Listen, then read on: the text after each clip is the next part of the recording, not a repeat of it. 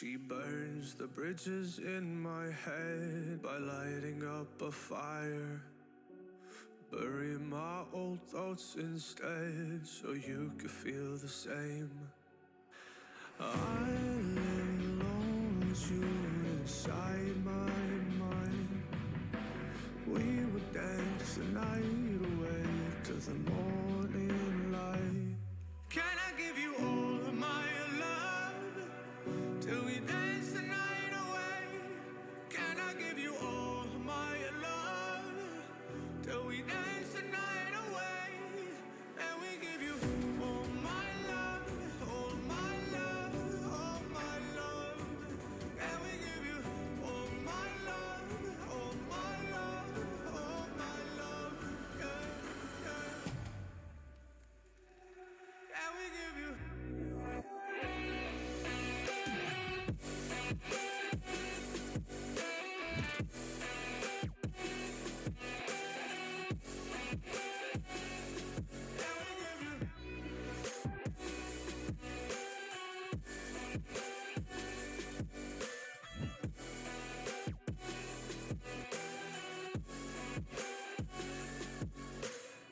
So good in the morning light, reflections in my mind.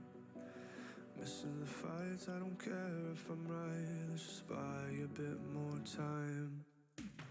I live alone with you inside my mind. We would dance the night away till the morning light. Can I give you all of my love till we dance the night away? Can I give you all of my love till we dance the night away? And we give you all my love, all my love, all my love. And we give you all my love, all my love, all my love. Yeah, yeah.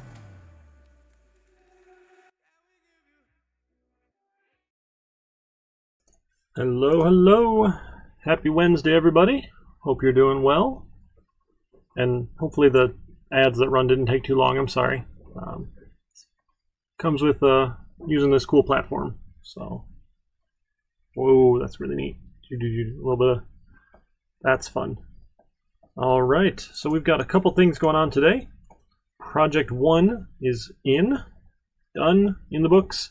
I did screw it up. I'm sorry. So it was set as a file submission instead of text.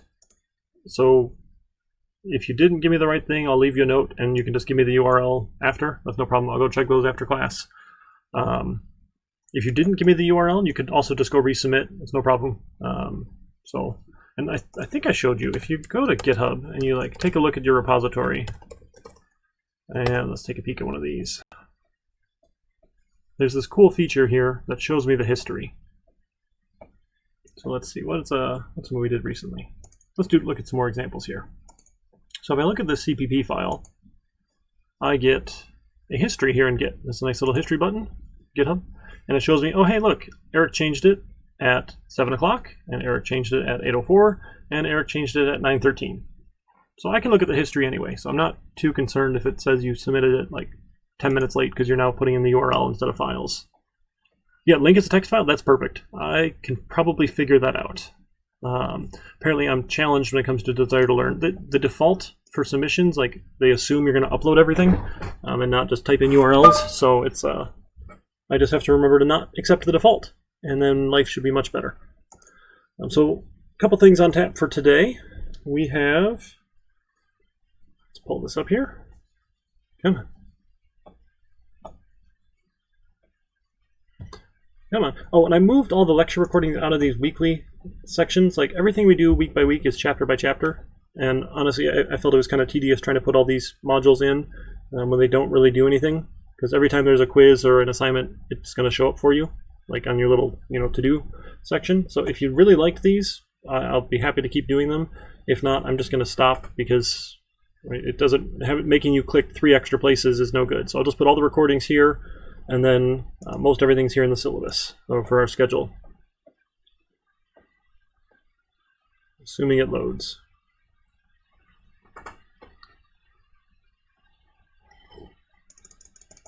All right, last page. So we're going to slow it down a little bit because this chapter is big, right? So we're not going to do all of chapter 7 tonight. Don't worry about it. And usually if we were in person, we'd spend 2 to 3 hours of me giving you examples and the rest of the time of you trying the code. Like, try something and write it. Try it out, see if you can get it to work, to run and compile and that sort of thing. So we'll probably save that all towards the end because, again, I can't really walk around and answer questions for 5 minutes while you try things. So it'll be a little tedious to get through the first half of the chapter while I talk at you. But I'll go over the solution for Project 1 first, and then we'll start talking about Chapter 7, and then we'll talk about Project 2, and then next week, unfortunately, I am going to be in Philadelphia. My oldest daughter's having surgery out there, and her surgery date is Wednesday. So my current plan, because I don't actually know when she's starting or when she'll be done or anything, is to just do a video and post it. And I know that's boring, I'm sorry. What I can commit to, though, is I can be on chat and answer questions Wednesday night as I'm hanging out with her in recovery. So I won't be able to lecture live on Twitch or anything, but I'll post the video. I think I can do a premiere because I have affiliate status. I think I can just upload the recording to Twitch, and I'll put it on YouTube too. YouTube too. Just sounds funny. So I'll finish up the second half of Chapter 7 then as just a video recording, but I'll be around to answer questions. Find me in Discord. A couple of people did finally, or did, and asked some questions about what was going on with the assignment. Why did you have to upload a file? So hopefully you're there in Discord. If not, you can email me, you can text me. Lots of ways to get a hold of me. So we'll spend 2 weeks here in Chapter 7. So all of Project 2 will be related to classes, objects, functions, loops. We don't get to forget anything that we've already learned about. It's all just going to build on itself. Hey, thank you. Yeah, exclam Discord. And then we'll get into new stuff in 2 more weeks. We'll do arrays and vectors. We'll do the pointers chapter. And then we'll have time for a midterm. I'm still pretty sure what I'm going to be doing. I think I just need a large enough question bank, and then everyone will get a window of time to do the exam.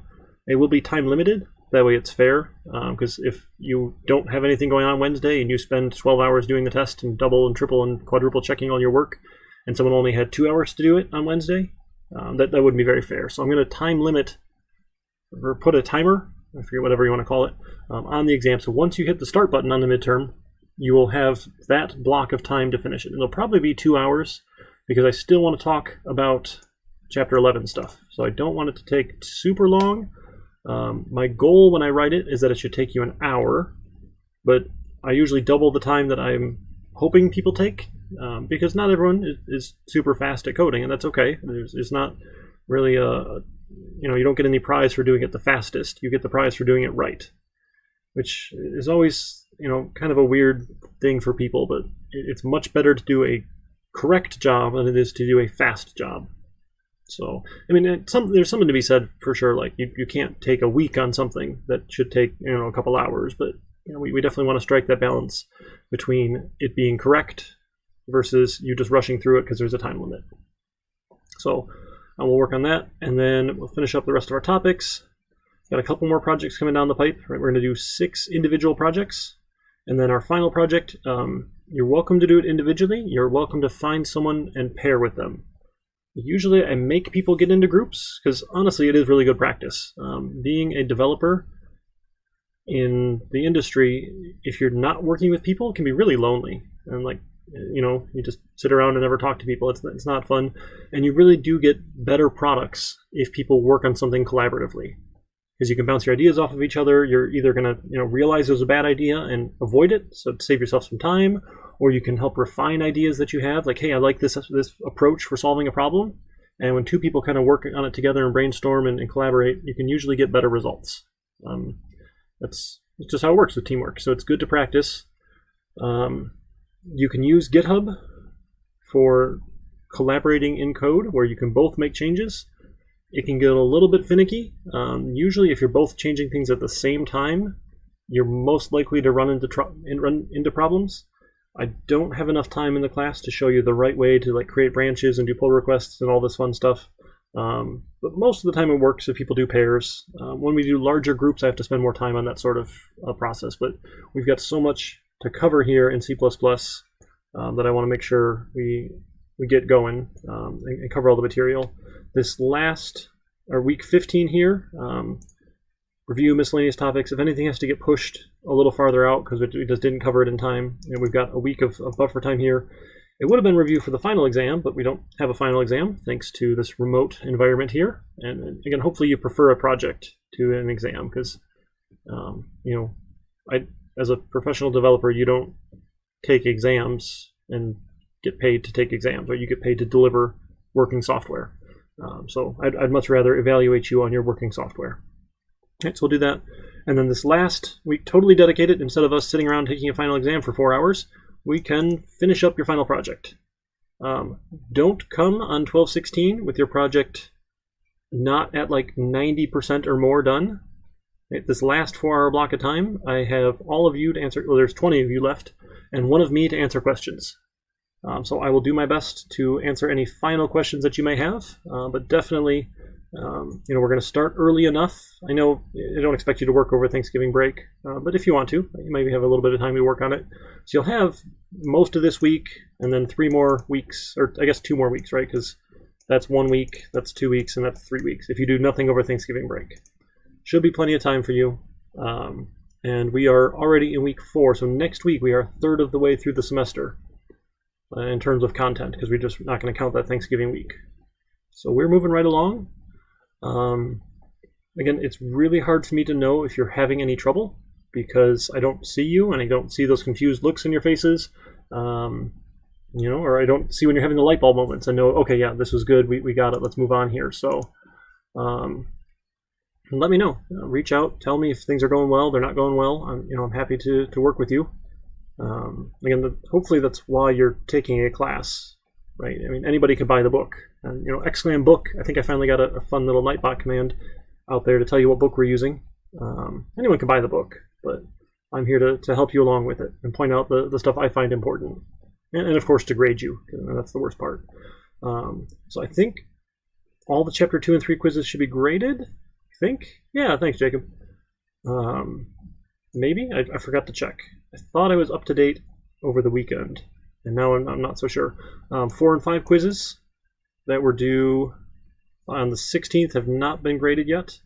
And then hopefully you finished up your Chapter 6 quiz on functions as well. I think I did that one, right? Wow, I really need to go look at this. Okay, I'll show you. We can see how well I've caught up. Because usually in about a week or so I can get stuff turned around. Yep, okay, all the 2s and 3s were graded. 4s and 5s I'll work on tonight, right? That's within a week, right? Like I said. And then the Chapter 6 quiz, I posted it late. That's what happened. So you got 2 extra days on it because I forgot to post it early enough. And by post it, I mean write it. So remember, that one's out as well. There won't be a quiz this week on Chapter 7. I'm going to wait until next week when we have covered the entire chapter before I give you a quiz on the chapter. So you get a week off of quizzes, hooray. Again, hopefully they're easy points. I don't want you to feel bad about them at all. And it's your incentive to keep up reading the book, because I'm not promising that I've answered every one of those questions while I'm lecturing. Right? You've got to do a little bit of reading on your own. And again, I don't expect you to read every single word. Right? I've been teaching long enough that I realize that's a bit of an unrealistic expectation of everybody. And some people will, and that's great. But what I'm looking for is at least you've looked at the sections, you've looked at the bold words, and you've skimmed through it enough that you know what's there. And then if you get a question about it, you know where to go look for it. That's sort of the goal. Okay? Other than that, we're doing pretty well. So let's do project 1. Let me go find that one here. And then I'll code a solution to it. And I'll point out a couple things that I think might be clever. Sure. So let me go edit. So last call on submissions. I'm about to start my solution. And once I start, I can't take your code anymore. So last call there. Again, I can look at the Git history, but I'd much rather you just submit it to Desire to Learn. That makes life a lot easier for me than having to go like, oh, they turned it in a couple hours late, and then I have to go look at the history. Your goal should be making it easy for me to grade you. Does Is that fair?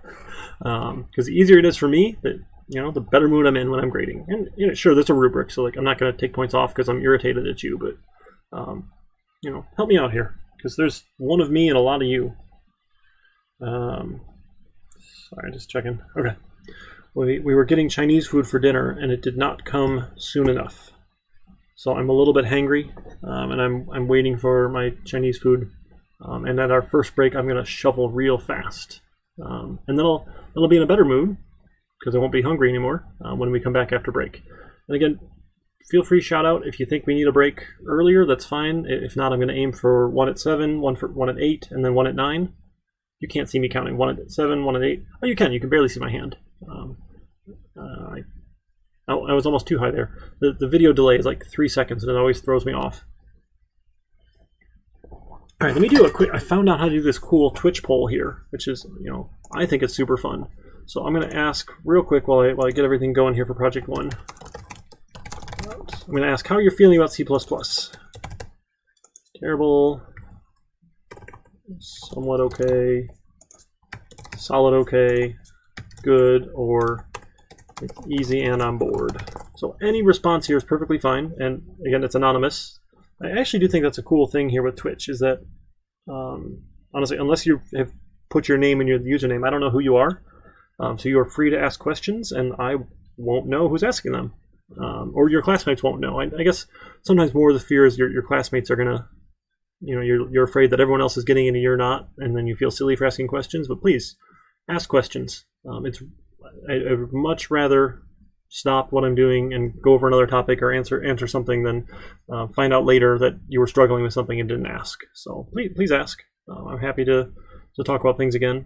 I've been programming for many years now, and it's quite possible or likely even that I'll think something is quite an obvious topic and easy, and I don't spend enough time on it when really it's much more complex and we should spend more time on it. So take that poll. It should be right at the top of your Twitch chat. Go ahead and tell me how you're feeling about C++, and then I'll get Project 1 going here. All right, let's take a look at the results.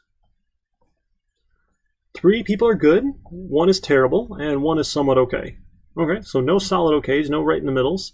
Somewhat okay, that it's brand new, and that's okay. If you're feeling terrible about it, reach out, find me on Discord, and let's chat, okay? Cool, thanks for filling it out. All right, so we're going to do a new empty C++ project. And we're going to call this one Project 1, and I don't want to put it in source repos, right? I want to go put it in my GitHub directory. This one, that one looks right. And I'll start it off. So I'm going to do the solution. Again, it's not going to take super long, so hopefully it doesn't feel like a waste of your time because you've already solved it. But I want to point out a couple things that I think make for an interesting approach, at least. And again, there's lots of different ways you could solve this. And that's what I always think is interesting, because everyone kind of comes at it from a different angle, different approach. So programming is very much an art as to how you solve problems. The science part of it, there's that too for sure, but very much an art. All right, so sure, we'll call this source CPP because I like defaults. They're easy. Ooh, I got to update Visual Studio. I will do that later, not right now. Ooh, that's probably too big. All right, so we will say we're using, include IOStream, and then using namespace standard. Again, the namespace thing is optional. I think one of you is really funny, and I like that you keep leaving comments about you don't ever want to use it, and that's fine. You don't have to. For me, it just saves some typing, so I prefer it. And main, eventually return a 0. All right, and I think we're ready here. Yeah, I don't think we're going to need strings because we can just take inputs as values here, so we should be okay. Excuse me. I'll grab some more coffee here.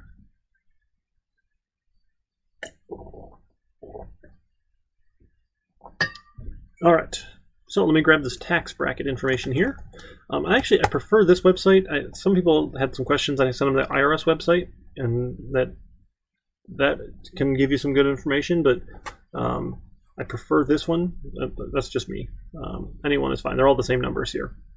So we have different start of the brackets here, and we can use single because that was my example. If you want to use married, that's fine too. Should be not a problem. So we're going to have a couple values here that if we just type in code, that's what we call like a magic number. It's a number without any meaning. And remember, we can do these really cool constants where we say, hey, I've got a constant value that I'm going to set and it's not going to change. Right? So that's the constant value. So you can either say this is the start of the bracket or the end of the previous bracket. All of them except for this, right? This is the, I guess you can even say that's the end of the 35% or the start of the 37.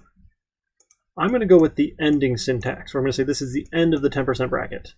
Again, it's just semantics, right? It's just however you want to describe it. Not a problem, one way or the other. So I will say the end of the 10% bracket, or the top of the bracket, right? If you imagine they're like all stacked on top of each other, right? Here's the low bracket, a higher bracket, a higher bracket, a higher bracket. So I'll say it's the top of the 10% bracket. So top of 10% bracket, right? 9875. Boom, done. Oh, and I got to tell it what value that is. That's an integer, right? Constant int. Perfect. Now I'm going to have a nice name I can use everywhere else in my code. And remember, ideally our code is going to live for a long time and be used for a long time, but these like tax brackets change every year.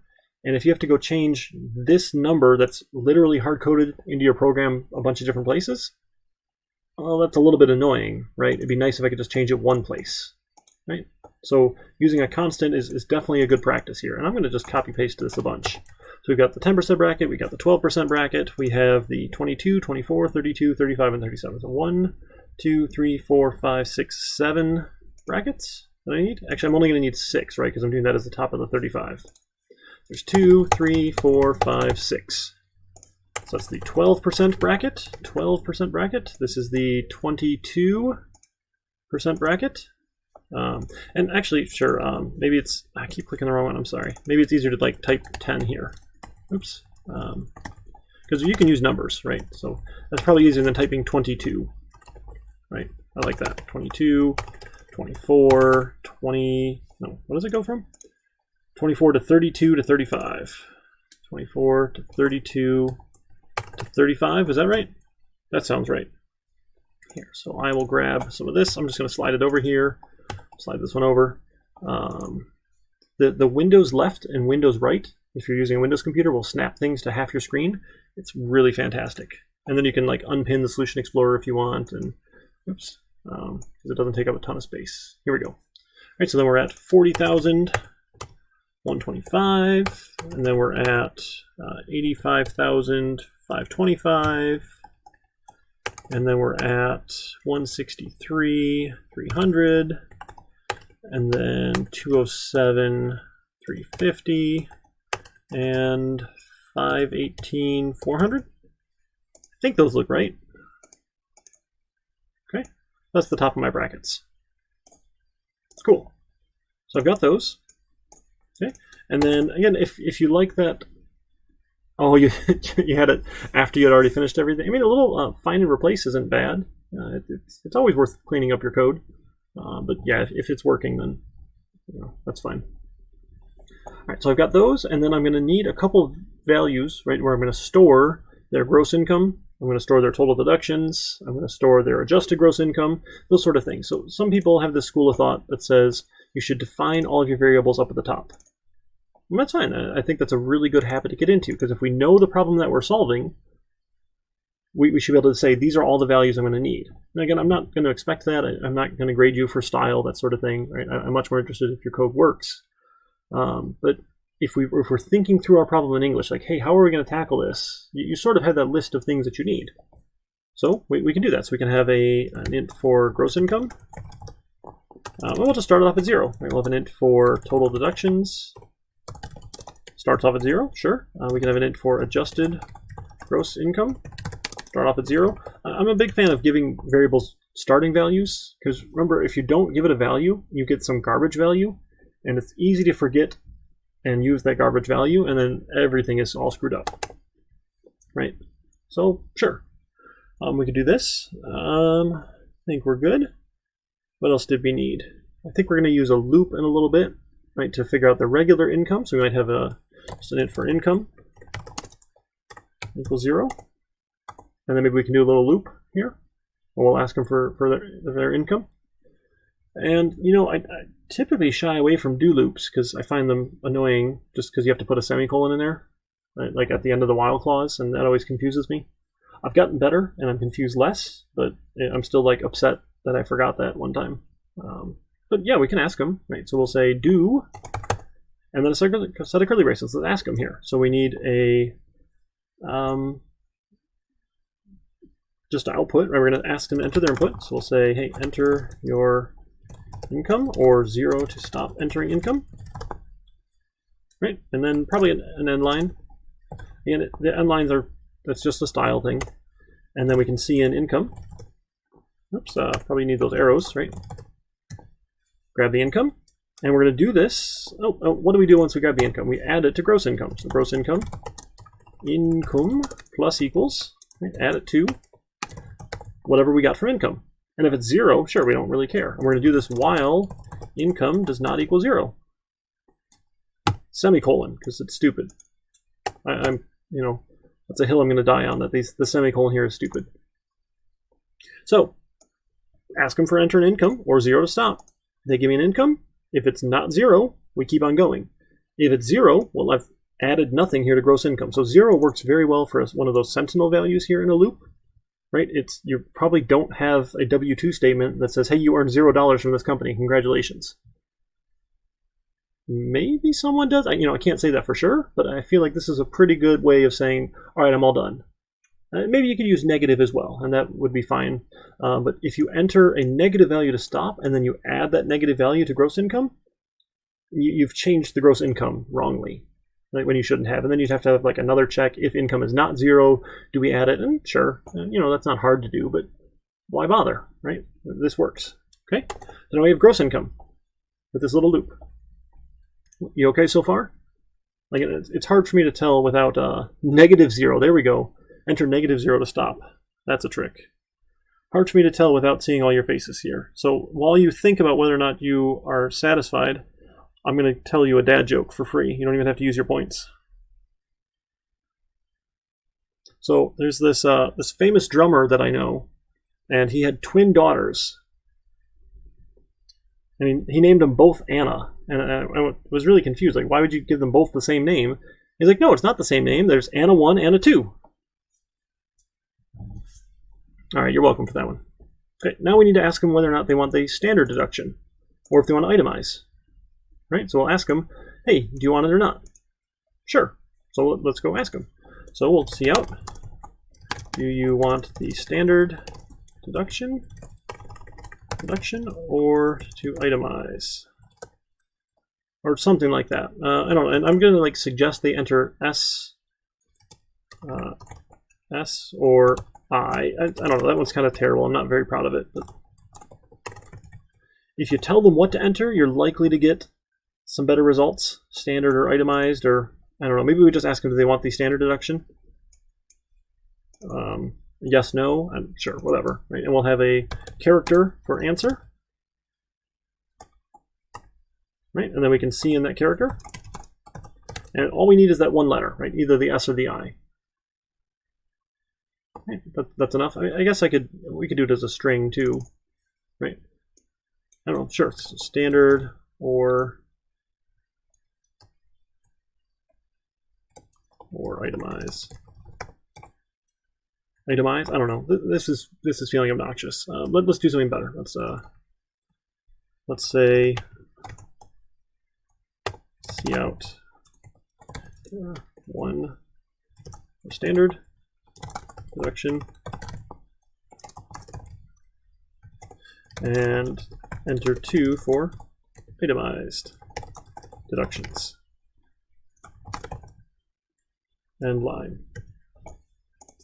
Okay, and now I can get an integer here, right, which is nice. So I'm going to have an int for deduction choice, and I'm going to start it off at 0 here, and I'm going to do one of those validation loops, because why not, right? We can do that. I'm going to say while deduction choice does not, we can say it's less than 1, or deduction choice is greater than 2, right? So this is the range of what is invalid. If it's less than 1, Or if it's greater than 2, it's not a 1 or 2. Right? Feel pretty good about that? And we'll just do this inside of that loop here. So that way, if they give me something that's not a 1 or a 2, I'm going to stick them right back in the loop. Right? We did these validation loops. These are fantastic. Might as well use one. Okay? So they either pick 1 or 2. Then when we get out, so if deduction choice is equal to a 1, my total deductions is the standard, right? And that is, let's take a peek. Standard deduction, please. 12,400. 12,400. Boom, done. If it's not a 1, it's got to be a 2, right? Because we're either a 1 or a 2, or we're stuck in this loop forever. So I don't even need an else if. It's just else here. Then I'll have an int for deduction equals 0. And I can do a do loop, right? Why not? I guess these are a little bit handy sometimes. See out for your a deduction or 0 to stop. And then we can see in the deduction, and then we can take our total deductions, plus equals the deduction. And then we, yeah. And we're going to do this while deduction does not equal 0. Right? As soon as you give me a 0 and that stupid semicolon, as soon as you give me a 0, I'll stop. Right? We're going to do it at least once if you want to itemize. Now, if you were feeling generous, and again, this was totally optional, you might have checked here at this point, is total deductions greater than this? And you know, I'm feeling bad that I have a magic number here. So let's do this instead. I want a different option. Someone is calling me. Huh. Okay. Let's go put that as a constant. Const int standard single deduction 12,400. Right? Why not? Let's go grab that. Okay. No magic numbers. It's just a good habit, right? And then again, you've got some context around why do you have that random number in there. Right? The more context you can give, the easier your code is to understand. And I'm not going to pretend you can read anybody's code if they do a good job of that. Sometimes it's still really hard to figure out, but you got to give some people some help, right? Help someone out. Sorry. Oh, my coffee pot. Oh, it's downstairs. I will get it when we take a break. And then I can refill my mug. I'm almost empty here. Yeah, I just did that. Sorry. I didn't want to drink that part anyway. Oh, is it Friday yet? No? Okay. So we've got deductions, total deductions, for perfect, right? And I'm just going to do this here for fun. Right? This is just for fun. Do you remember? Did we look at that conditional operator? I think we did that, didn't we? Let me go look. Right? Did I do a conditional? Conditional. I don't know if you even said it. No, I didn't even say it. We want to find. Can I search for a question mark? Nope. Shoot. Did we do the conditional operator? Where you have an expression and then a question mark and then a colon? Nothing?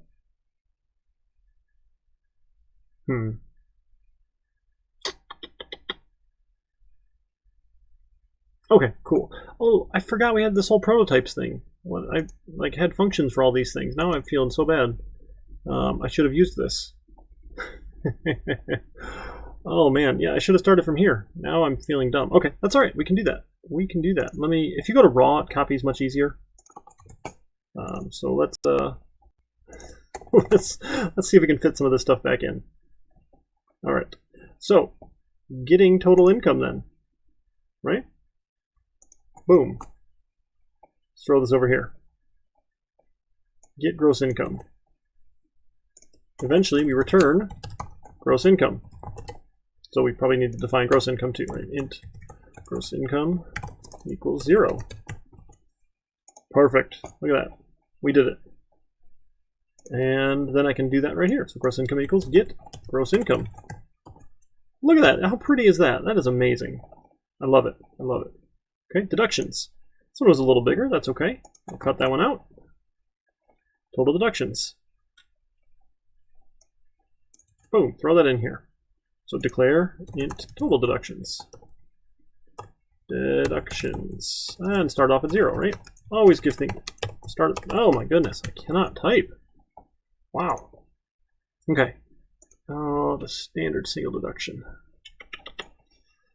So it doesn't like it there, which is unfortunate, but we can put it, I'm pretty sure we can put it up here and it doesn't yell at us. We can make it a global variable instead of a local one, right? And I think it's happy now. Yeah, it's happy now. Awesome. It is happy. So I'm going to need these brackets too to be globals, and that's okay.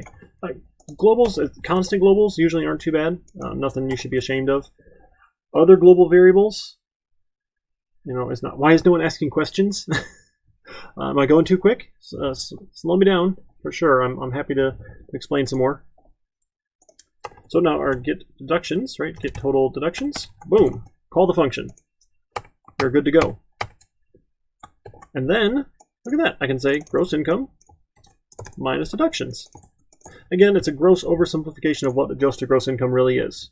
We're not really writing a tax program. We're just using this real-world example to do something in code, because I found making these contrived projects that are like, you do X, Y, and Z because that's what it says to do and it makes no sense in the real world is just silly. And why not? We get two birds with one stone. You can learn more things than just coding in a coding class, right? Boom. Okay. Here. So we're doing good so far. Doing good so far. Oh, I had it right here. Oh, my goodness. My goodness. I should just go home. Just go home, Eric. Oh, wait. I am home.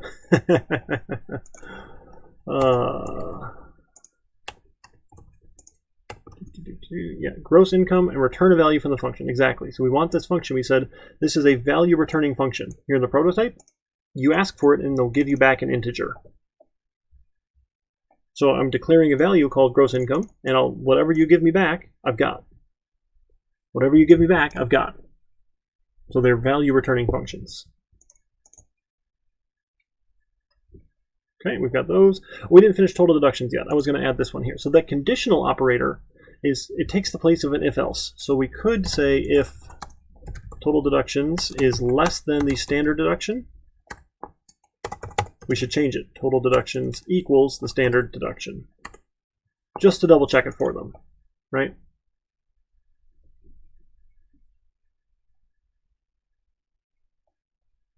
It's just for fun, right? Nothing, no harm there.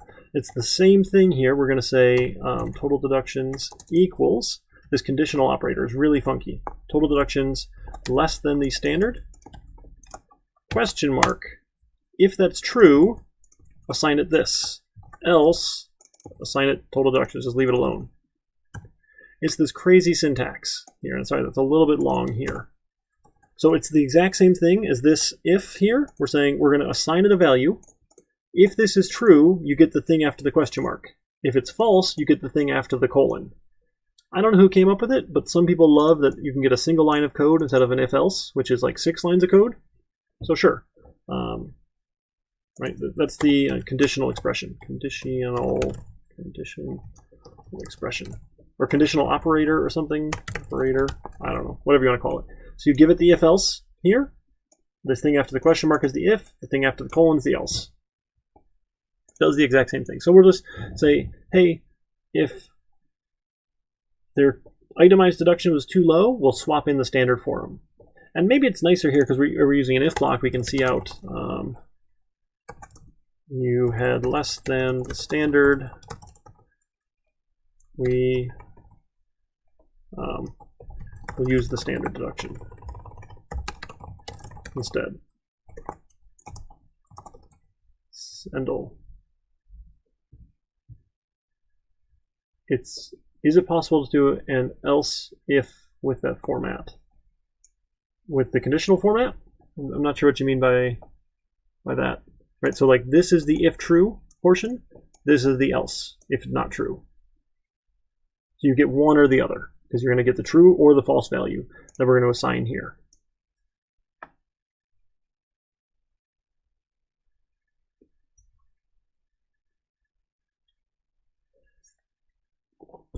All right, and that one was just for fun, right? There's no obligation to do that, but you know, just to try some more of these things for fun. All right, so we've got total income, gross income. We've got total deductions, done. Now we need to finish the last bit of these here. I don't need the second IO stream or this namespace. This is what I get when I copy paste. Okay? So now we need to figure out how we're going to calculate taxes owed at each bracket and print. Sure? And then print taxes owed as percentages. Sure, we'll do that after. So this will return the total taxes owed. So we'll have a double for total taxes owed. Start it off at 0. Eventually we're going to return that total taxes owed. Right? In the middle here, we're going to figure it out, given an adjusted gross income.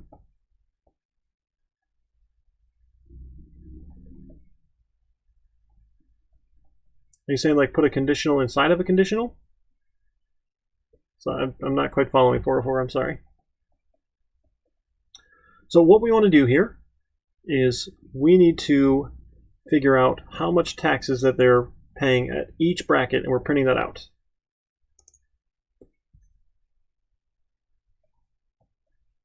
Yeah, we say if here, like this is our if statement. Yeah, no problem, 404. You're good. I'm just drinking my coffee.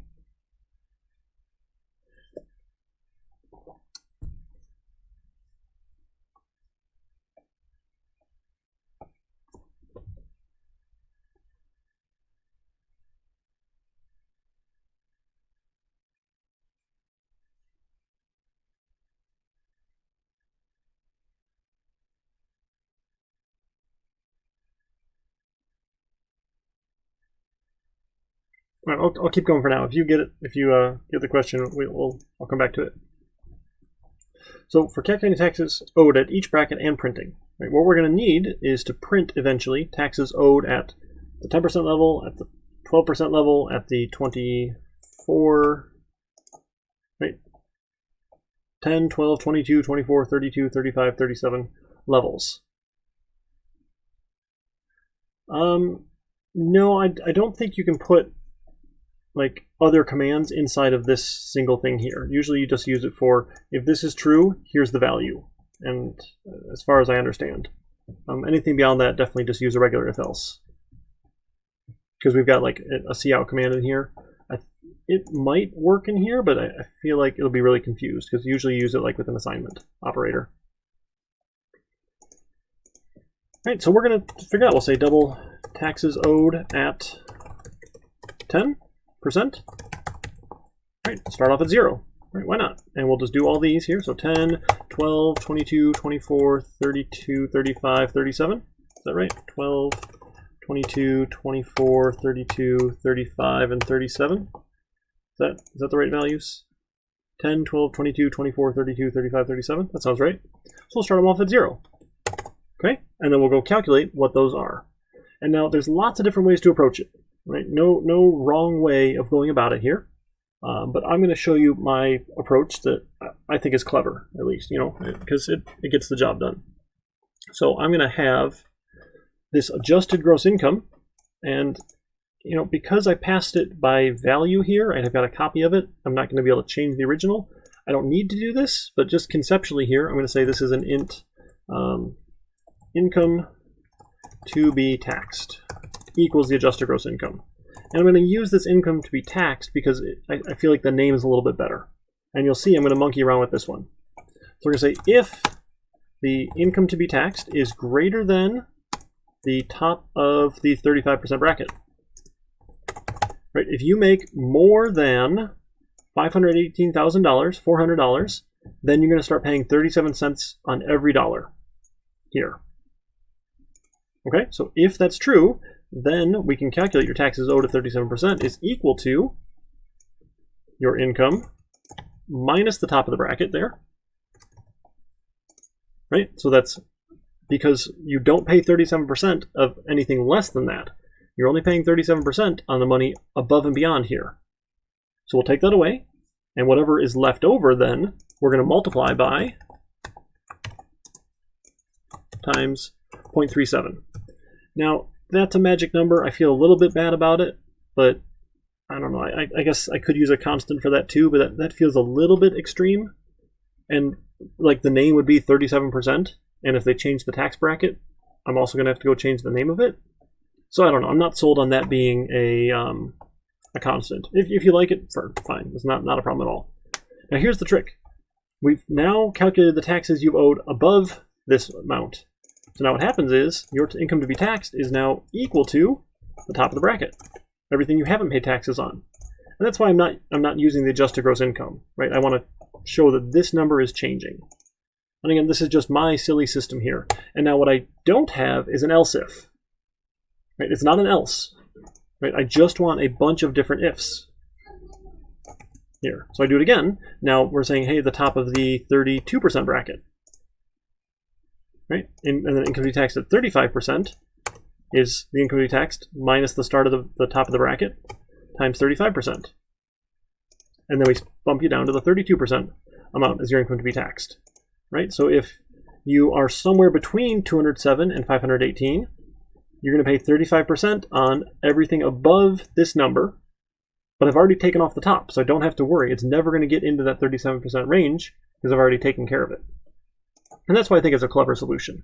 I saw a couple of you guys have already solved it perfectly fine, and your approach was okay. There's nothing wrong with it here.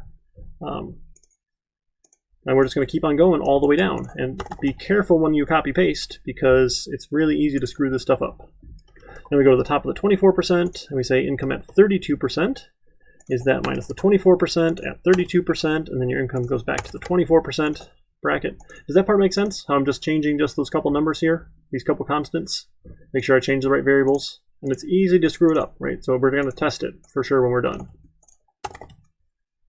Now we're going to go to the top of the 22% bracket, the top of the 22% bracket, and this will be taxed at the 24% rate. And then you go down to the top of the 22% bracket.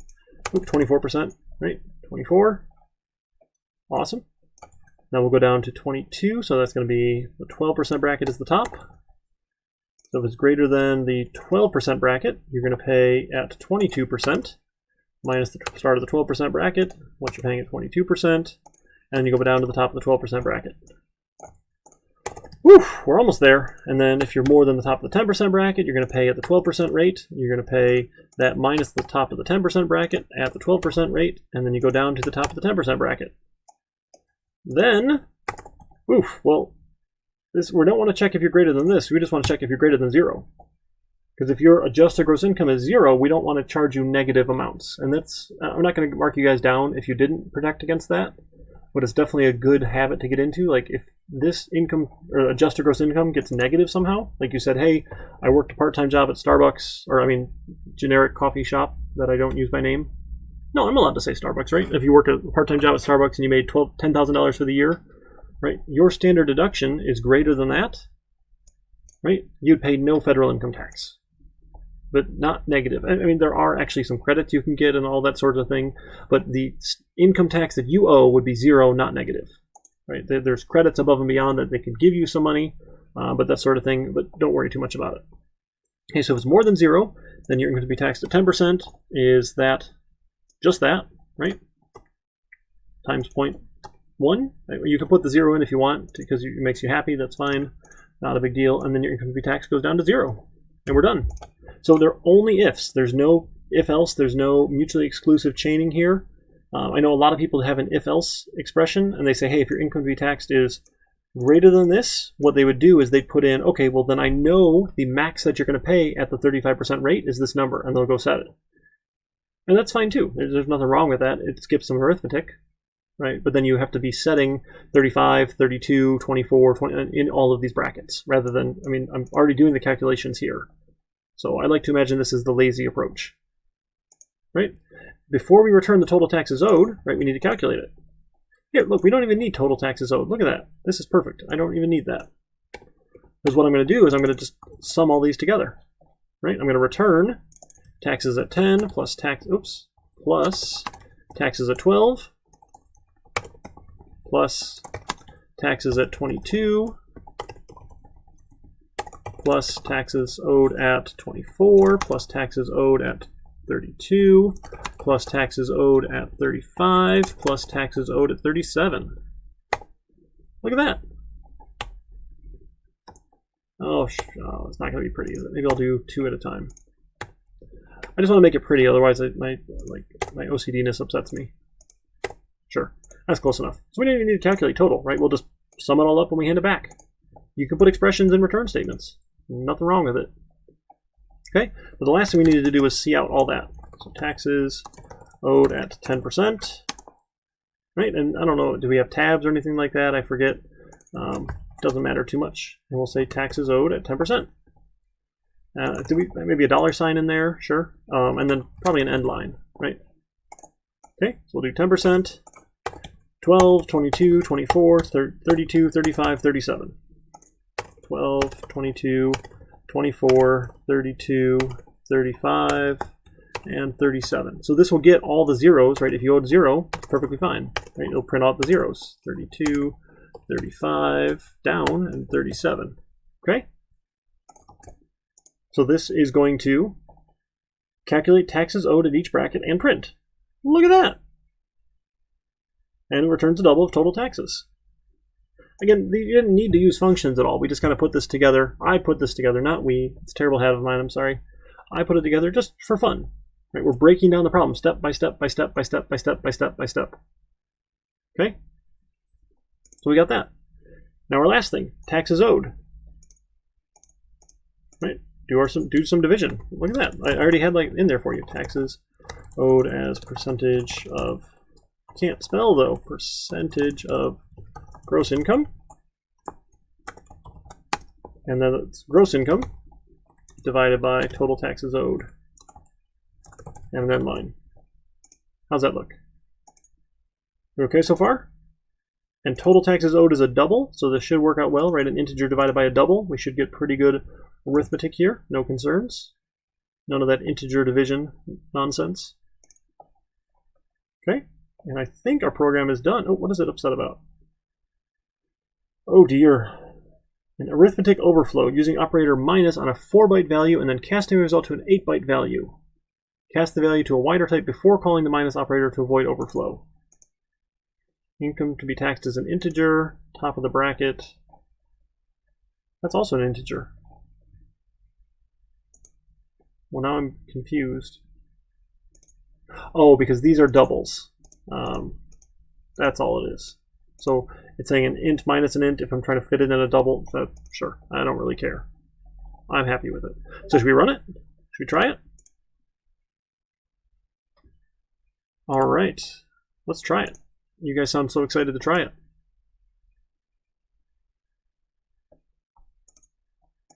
And I think I've got some numbers here we can try. Yes, face, thank you. Let's see if I get the same numbers back out. It's possible I screwed it up. I mean, oh, there's build errors. Uh-oh, yeah, it's likely I screwed it up. In fact, you would have won a bet.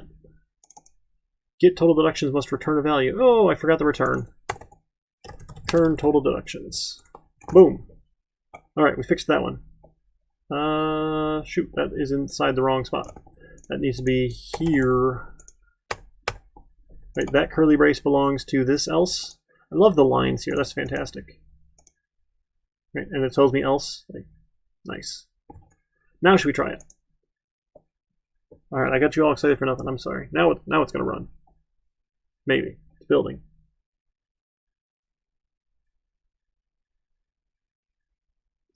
Thinking about, okay, entering some income. So in my example, I had, say, 100,000 and then 20,000. So we'll do 100,000 and then 20,000 and then stop. And then I changed this up here. I had said, hey, yes or no for standard. And if no, I would have done the itemized thing. Sure. But we'll do the standard deduction. Taxes owed. Let's see if those numbers look right. 9875, 3630, 9988, 5398, 5298. Oh, it's a little. Oh, I didn't add total taxes owed. I should have printed that too. Those percentages look way off. Oh, I did the wrong division there. Yeah, that's backwards. So, okay, need some tweaks. That's okay. That's good. That's good. Let's come back. So, total. Oh, I guess we need this number here. That's a bummer. So let's have a double for total taxes owed is all of this, because we're going to have to output it, so we're going to have to calculate it. I thought I was so clever too. See out. Total taxes owed. Total taxes owed. And another end line, and then we can return that. Well, so much for being clever. Okay. Now these were backwards, right? We wanted to do it the other way around because this is a bigger number and this is the smaller number. So we got to flip these. So if you follow my example, hopefully you ran it and realized it was totally backwards and wrong, but no one told me. So I don't know if you guys did follow this and like you were just confused about why it didn't come out right. But definitely we want to do it backwards. Right? The small number divided by the big number to get a percentage. Okay, let's try that. Must have screwed something up because that other number doesn't match. And I think it all matched, usually. Let's try it again. Sure. 100,000, 20,000, 0, standard. And let's compare it to this. 9875, 3630, 998, yeah, 5298. So just off by a little bit there, not much. Like $50. Maybe I typoed something. 18.49%. Yeah, the percentage is going to be off a little bit here because that was different. Oh, and I must have multiplied this by 100 to get a bigger number with that division. Sorry for that. Okay, so what did we do wrong here? Somewhere at the 24% bracket is no good. Let's go see at the 24% bracket. 35, 32, setting at the top of the 24. That minus the top of the 22, right, at the 24% rate. Oh, let's go check it out. Did I typo what I did here for the bracket numbers?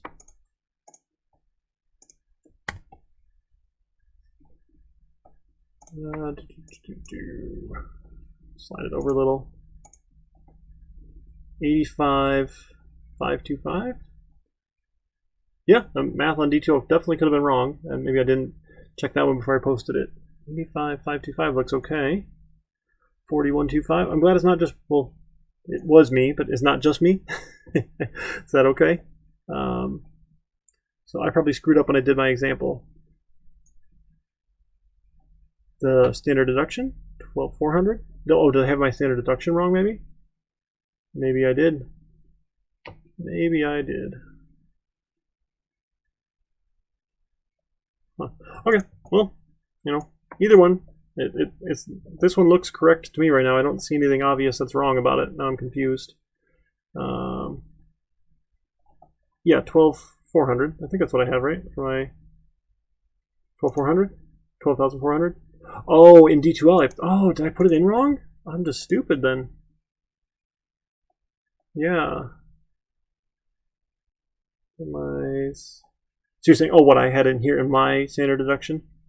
I gotcha. So I had the wrong number. Okay, I'm sorry about that, guys.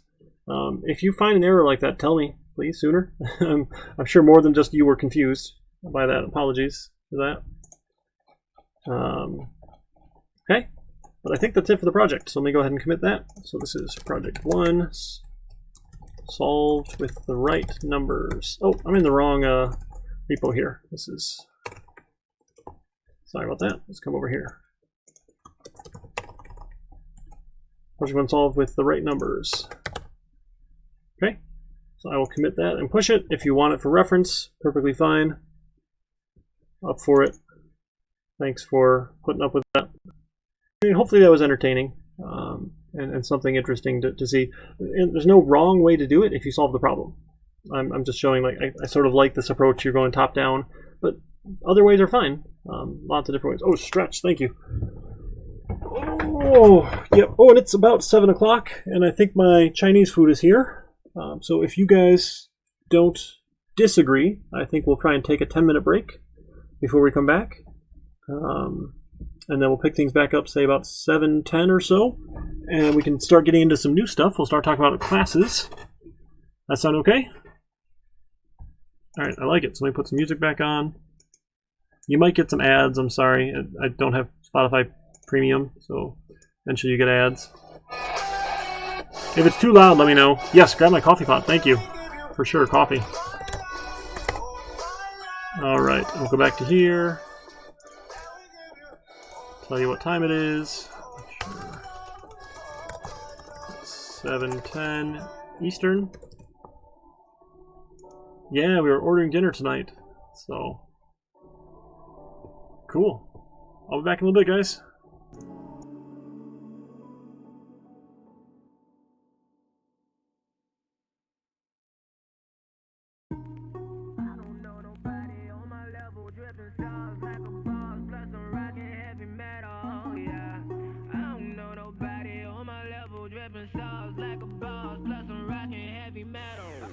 just want a bag, like an old lady.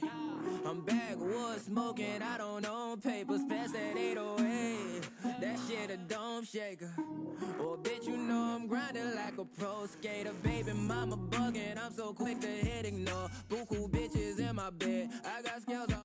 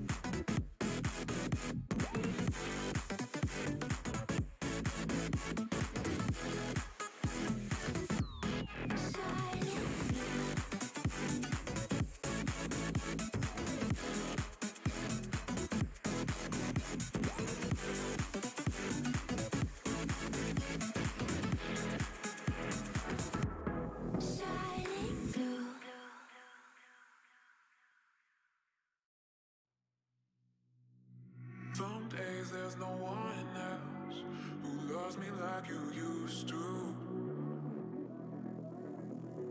Some days I'm not myself, there's no one I can turn to. All the feelings that we shared are in the past.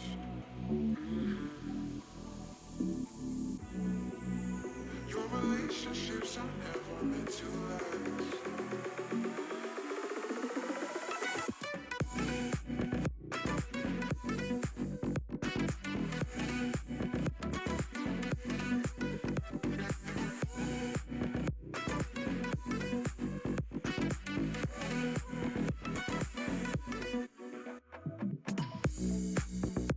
All the feelings that we shared are in the past.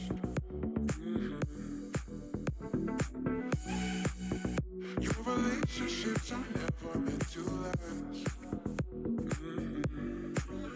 It might take some time, but I'll be alright. I'm moving on, I'm moving on. I know times are tough, but I've had enough. I'm moving on, I'm moving on.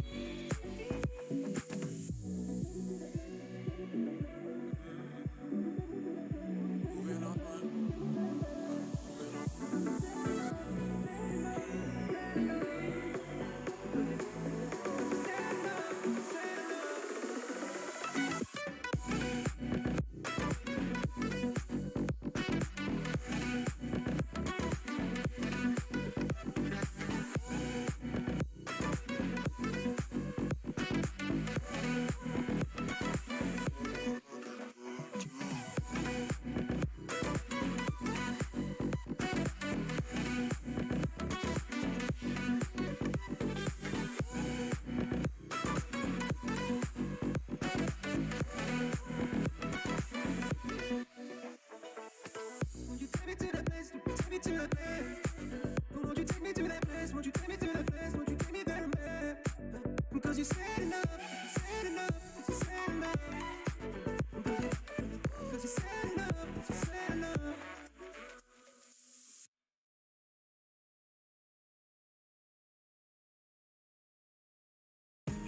Get your hands on a top-rated gaming PC from iBuyPower. Optimized for gaming, streaming, and content creation. Configurations to fit any budget.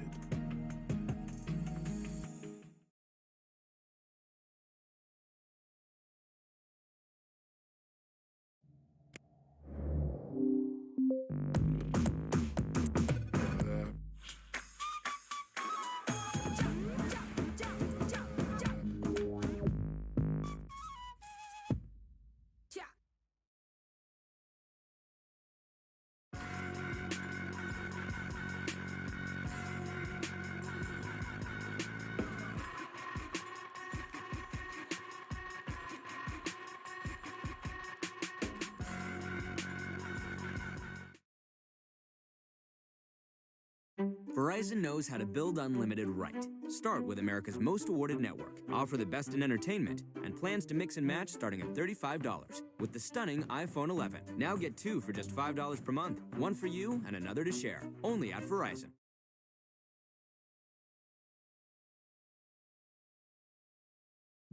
Don't be afraid. This Halloween will be just like last. We'll buy tons of Reese's Cups for the youngins. Then eat them all ourselves. Reese's.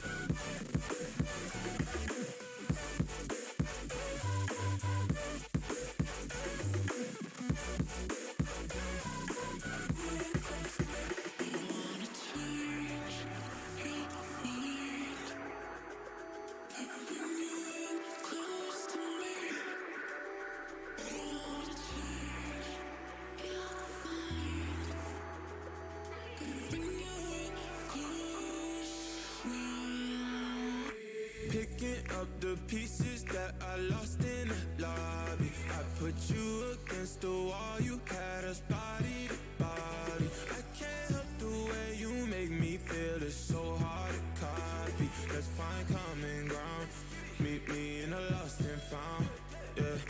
Dark days turning into dark nights. I hit the strip and spend it all, I'm having hard times. I reminiscing at me looking through the archives. I seen a picture of you looking like a star shines. And you bright, bright, bright, bright, bright, bright, like the lights on a fight night, night. Love hit me like a mic, mic, mic. You know I'ma get it right, right, right. So stay with me, run away with me. Need like a dope fiend, need dope. Need like coke fiend, need coke. Even though your heart cold, ski slope. I really hope the song bringing me close.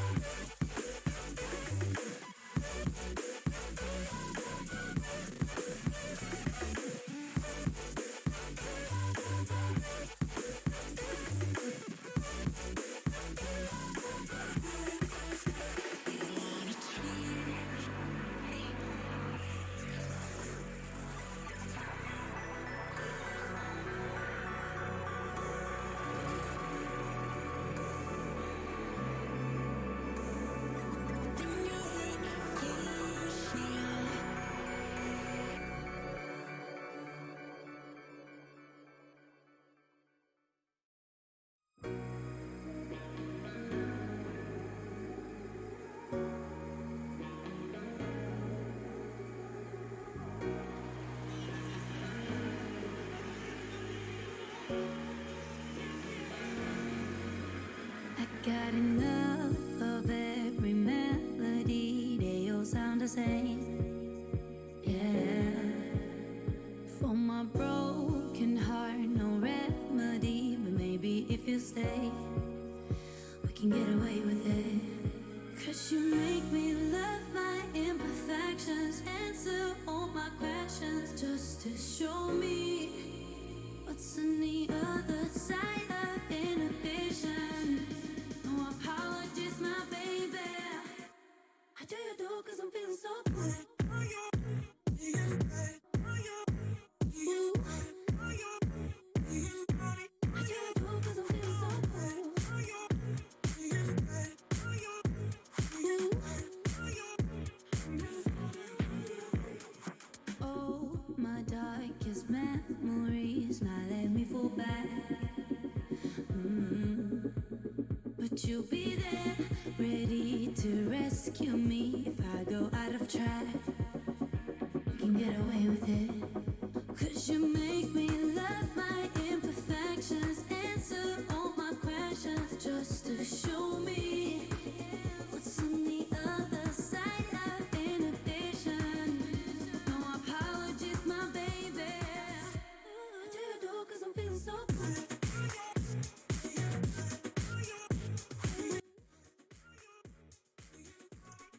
Hey everybody, sorry it took another minute there. I forgot the coffee pot. Oh my goodness. Did not grab my coffee. I did get some Chinese food though, so I'm feeling much better. I'm in a good mood. Ready to keep going? How are you guys? Alright, so that's project 1. We're good, we can close that one down. We did our commit, we're good there. I got to push. Oops, I forgot to push. Always oh, I shouldn't have closed Visual Studio. Should have just done a new project. So we're going to start working on classes. Visual Studio, come on. Wake up, computer. Just a break. I did get a cold beverage, so. Hey, face.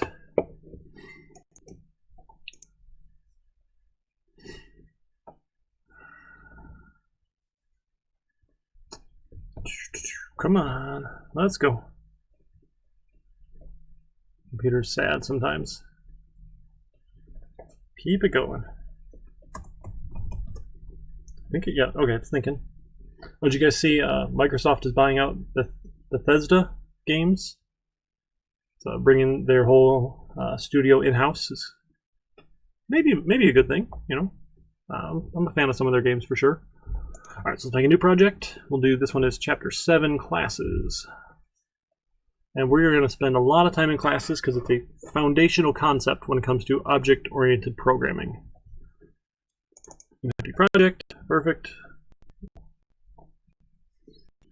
There we go. So this is Chapter 7, Classes.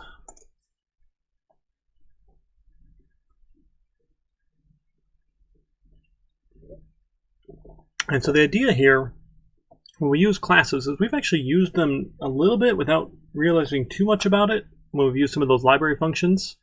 Oh yeah, it's like the second biggest purchase ever in the game industry, right? We can hope that their code won't be so bad. Was that recent Fallout, the recent Fallout release that was like totally incomplete and terrible, and then they patched it and you had to like re-download all 74 gig of it for a patch. That made me hurt as a developer. Like that, that was pretty sad. So, but you know, some of the other games are good, and we're getting Elder Scrolls 6, I think, is in the works. I've heard a little bit about it coming up, and I'm still working on my Skyrim playthrough. I've got 100-something hours into it. $1 for every bug. Ouch, that's savage. That's savage. All right, come on, let's get going. Visual Studio, work. I did pause the music.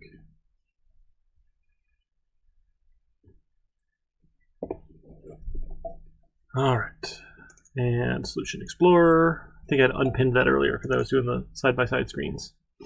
Perfect.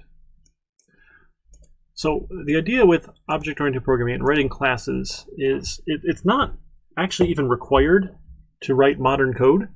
I'm firmly committed to the idea that we do this for developers because it's easy for us as people to think about things as classes. Sorry, I had some spicy General Tso's chicken and some mapo tofu. It's like a medium spice. It's so good, but I'm all sniffles now.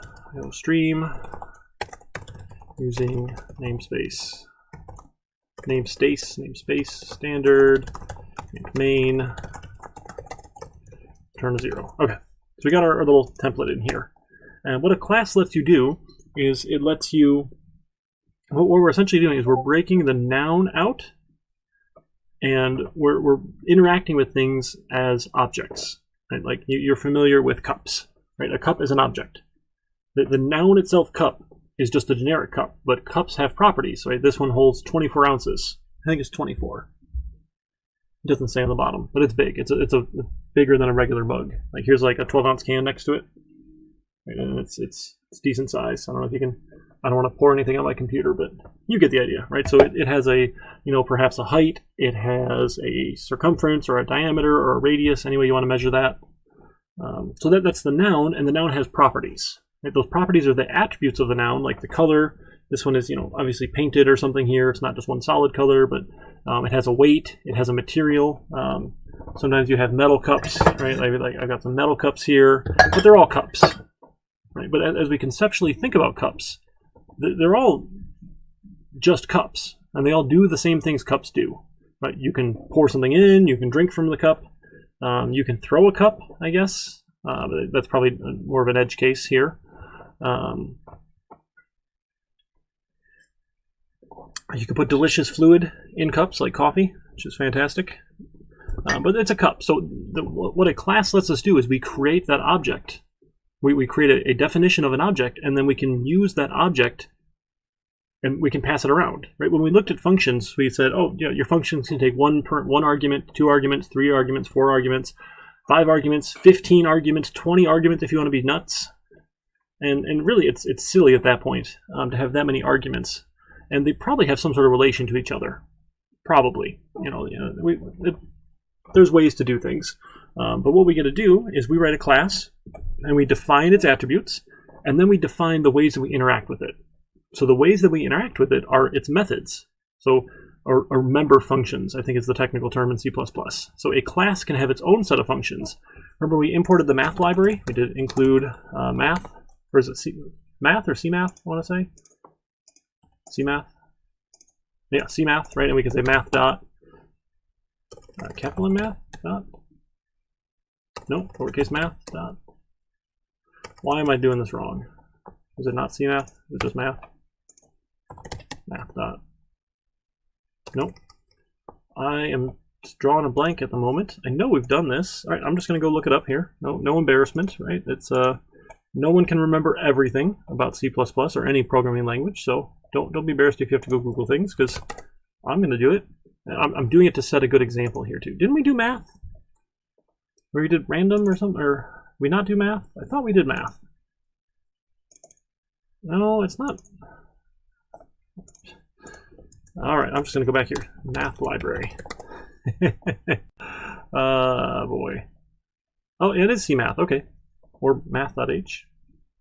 Yeah, CMath. Yeah. The power function. Yeah, we did POW, right? We did this. We did POW.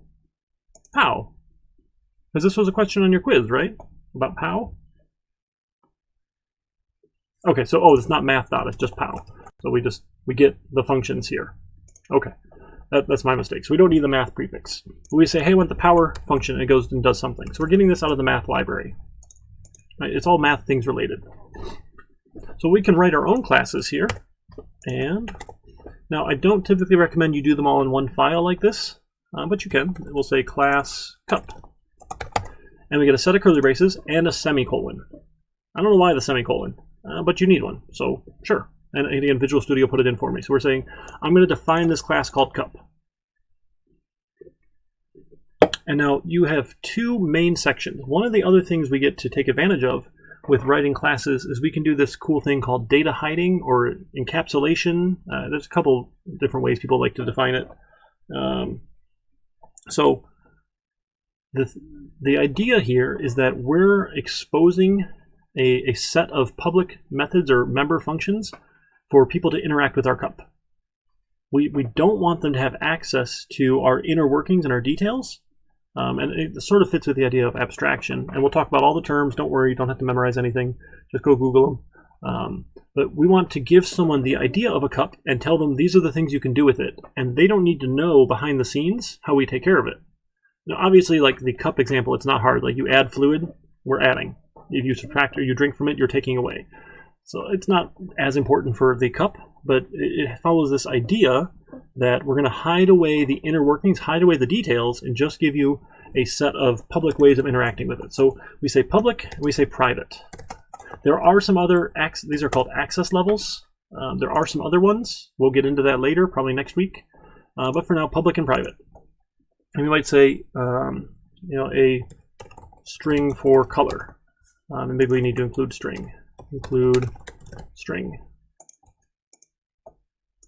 How does it light up? String color. Okay, lowercase s. I'm sorry. Between Java and this, I get confused easy.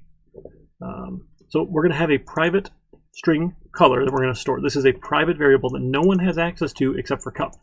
And what we're going to do is we're going to write two different kinds of methods. So for any value that you want to give someone access to, you can write an accessor method or a get method. I can access it. I will get the value of it.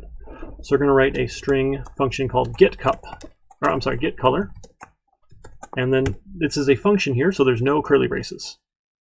There are parentheses here. Okay, and what we can do is we can even define it right in line. There's advantages to doing inline definitions and some disadvantages. I'm mostly a fan of inline definitions, just because I think it's easier. Again, I'm not a fan of doing other sorts of typing if I don't need to. Sure. So when we want to get color, what we're going to do is we're going to say return color. So inside of the class cup here, we have access to our variables. So because they're all in this set of curly braces, they're all scoped the same. So inside of cup, you can get to color from anywhere. And then we can write a void function like setColor that accepts a string for color. And we're going to set the private value of color to the color you gave it. And now this gets a little funny. Some people like putting in using shortcuts here, like C for color. I am strongly opposed to this. Remember, because when you write a function, the name of the argument here, or the name of the parameter, is going to show other places. So I'm going to call it color. And in order to set this color, like you would say color equals color, notice how they both turn to this dark color here instead of the white color. That means I'm setting the argument to the argument value. I'm not changing my we'll call this an instance attribute here, because it belongs to each instance of cup. So to do that, I need to say this color. So this dash greater than or less than, one of those signs. This is a pointer syntax. We'll get into pointers more and more later. But for now, we say this color equals that color. And we know we've done it right because this color over here is the same darkish color as the argument, and this color over here is the same white color as the private value here. Feels like a lot of work, and I know it is, and that's okay. We'll get used to doing these, and we'll figure out ways to make it easy. Oh, am I losing you guys? It looks like or at least my playback was breaking up. No? Okay. No, Twitch inspector says we're all good. No big deal. I'll have to go get my coffee after. So for every private value, we can write the mutator or set methods, and then the accessor or get methods, if we want to give people public access to that. So they're private in that you can't go change color directly. The only way you can change color is by using this public setColor function. And what's cool about that is inside of this function, we can then have control over what gets set. Now for color, it's not as interesting. I'm just going to take any color you give me. But let's say we had a, we'll do an int for, I don't know what's, size in milliliters. I can't spell, but that's probably close. So we'll have a size in milliliters. Okay, and we'll do the same thing here. We'll have a get function. I'm sorry, an int, because it's an int type here. That is get size in milliliters. Doesn't need any arguments, and all we're going to do is return our size in milliliters. And now we can have a set function. We're going to have a void set size in milliliters. Oh, that's a capital I. Probably doesn't need a capital there. And if you give me an int size in milliliters, I'll go change it. What we can do here, now we can do some sanity checking. So these public set methods are our chance to do some bounds checking. So I can say if the size in milliliters is less than 0, right? Like I don't want a negative value. That just, it doesn't fit into what a cup can do. I'm not going to allow it. I'm going to set my size in milliliters in, come on, size in milliliters to 0.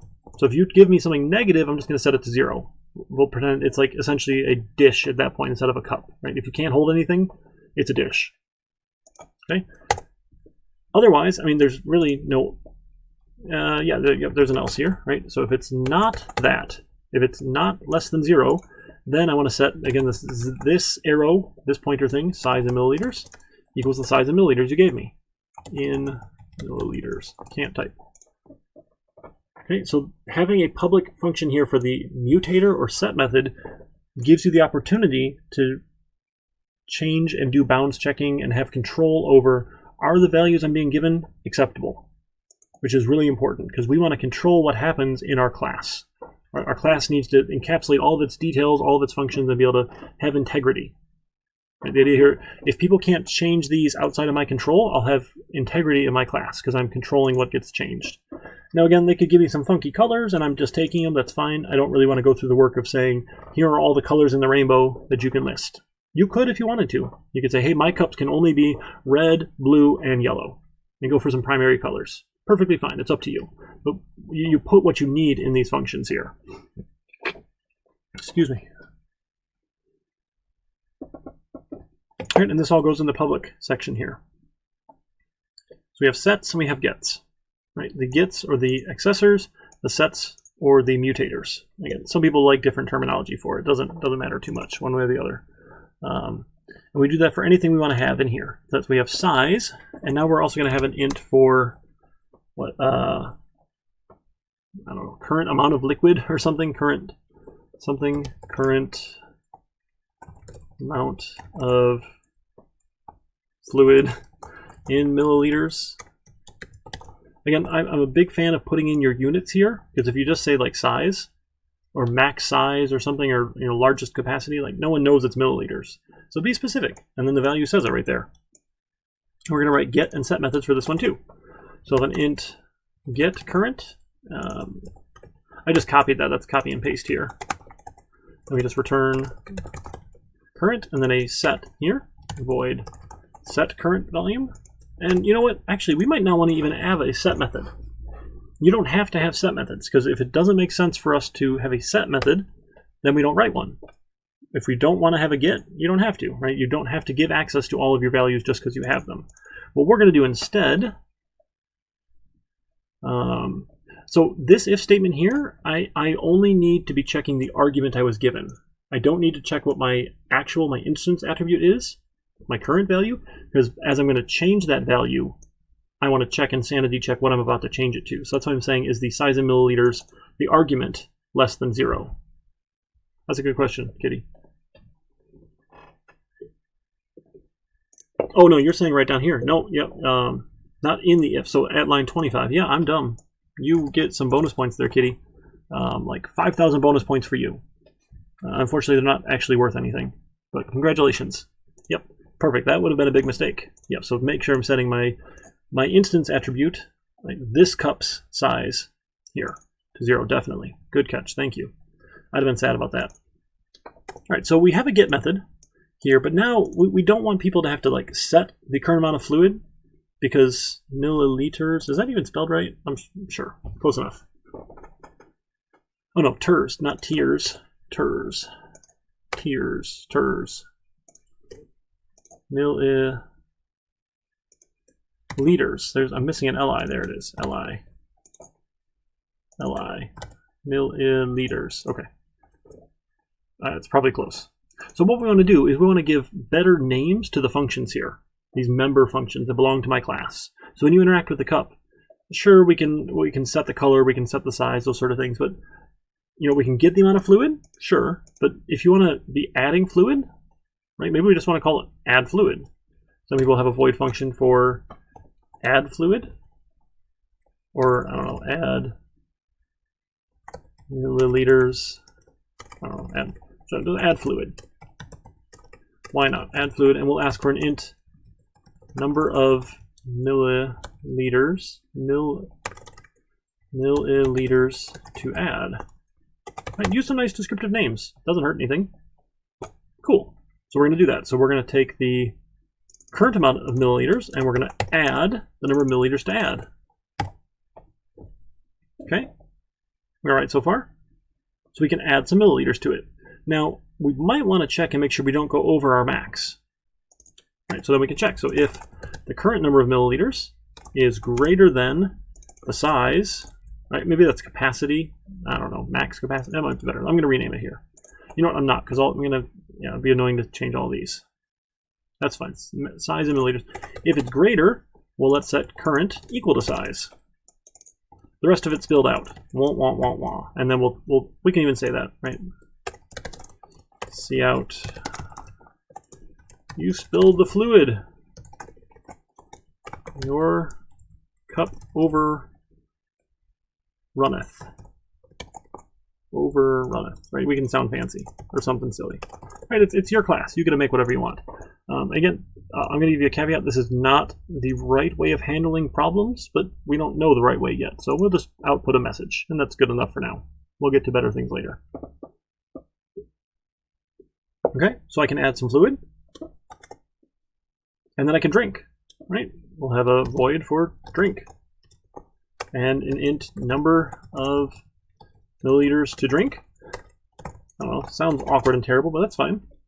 And we'll do the same thing. We'll take our current amount, and we'll subtract from it the number of milliliters to drink, and then we might as well check, right? Do another sanity check. If my current number is less than 0, if I drank more than all of it, right, we'll go set that to 0, and we'll output a message. You drank it all. Sure. Right, or maybe less than or equal to 0. That's probably fine too, right? Less than or equal to 0. You drank it all. Okay, so now I can interact with my cup by adding fluid and drinking. Or should I say drink fluid? Now I'm assuming these cups are for holding fluids, not, you know, like measuring cups where you'd like put flour in, because you don't want to drink flour. That's just a big mistake there, right? Okay, so we've got a bunch of functions. We've got things that my class can do now. The last thing I need is a constructor. So a constructor is a special function of a class that tells how that class is created. And now you can take arguments in your constructor or parameters in your constructor, or you can take none. So by default, when you write a class, C++ will generate a default constructor for you. The problem with default constructors is you get garbage values, right? And they're no good. So we're going to write a constructor called cup. So the name of the constructor, the function name, is the same name as the class. Okay? And there's no return type. That's how you know constructors are special. There's no returning type. It's not a void. It's not a returning type. It's just a constructor. And we're just going to say color equals nothing, right? And size in milliliters is 0, and current number of fluids is 0. So this is our constructor. Its job is to set the instance attributes to default values. Okay? When we create a new cup, this function gets run here when we use cup. And we need to set those instance attributes to default values. We'll work on writing some parameters later. Okay? Don't worry too much about adding the parameters. You've got a whole lot of time to work on this. But now I've got a cup, and I can interact with it with these public functions. I can get color, I can set color, I can get size, I can set size, I can get current amount of fluids in milliliters, I can add fluids, I can drink fluids, right? And we've got these private attributes that we can't touch. So now you're probably wondering, well, what do we do with this? Sure, that's a good question. So we say cup, Eric's coffee cup. Boom, now I have a cup. this will create a new cup. And we can put this in debug mode, and we can watch what happens, which is really cool. So let's run it. We'll see what happens. We're going to watch our code jump to that constructor function when this runs. Assuming I wrote it right. That's maybe a 50-50 chance. It looks like it's building. No errors yet.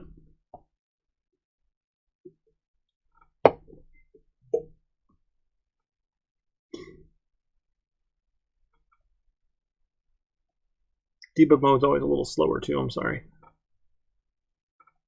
Cool, so here we are at line 75. Right, in my main function, here's the stack that's happening, which is cool. And we're gonna step in. So I don't wanna step over, I wanna step into with my debug functions. Definitely learn to love your debugger. It is well worth your time. So step into, and boom, it jumps to the constructor. Look at that. So we came from line 78 here in main, now we're at line 10 in the cup class. And this one we can just step now. So this is the current instance of cup. In my case, it is Eric's coffee cup is this. So when we're inside the class code, this is your instance. And if we pop it open, we see garbage. Right? We hate garbage values. So the string value is fine. That default is perfectly acceptable. Not a big deal here. But those integers are garbage. You don't want garbage. So we write a constructor to make sure that it gets set properly. So color stays, right? It doesn't change at all. But now I'm going to change my size in milliliters. And I'm going to step, I'm going to change my current amount of fluid in milliliters. And then my code is done. So sure, let's make another cup. We'll have another cup. This one is Eric's water cup. We'll have another cup. And I'll have another cup too. I'll have Eric's pop can. Pop can is technically a cup. Will you give me that? We'll pretend it's a cup. Is that okay? Right, my can, we'll just pretend it's a cup. I mean, it serves all the same purposes as cup. And what's cool now, right, we can take a look in debug mode, and we'll take a peek at these. It's going to be kind of boring at first, I guess, but maybe it's more interesting. We'll skip over my coffee cup, because we already watched that one. We'll watch what happens with my water cup. Okay, so here in my code, right, in debugger, I've got Eric's coffee cup, I've got Eric's pop can, and Eric's water cup. I can open all of them up, and each of them have their own set of values. They have their own color, their own size in milliliters, their own current amount of fluid in milliliters. Because each, and we call these instances, or each object, right, an object is an instance of your class, has its own set of values. So if it's an instance attribute like these, each and every one you make has its own unique set, which is perfect, and that's what you want, right? You don't want to change the color of one cup and change all of your cups. That'd be no good.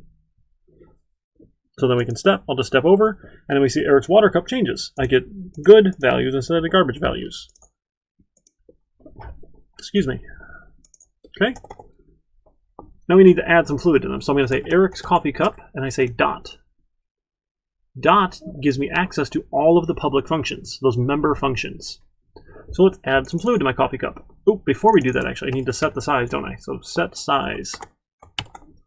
So my coffee cup in milliliters, it's 24 ounces.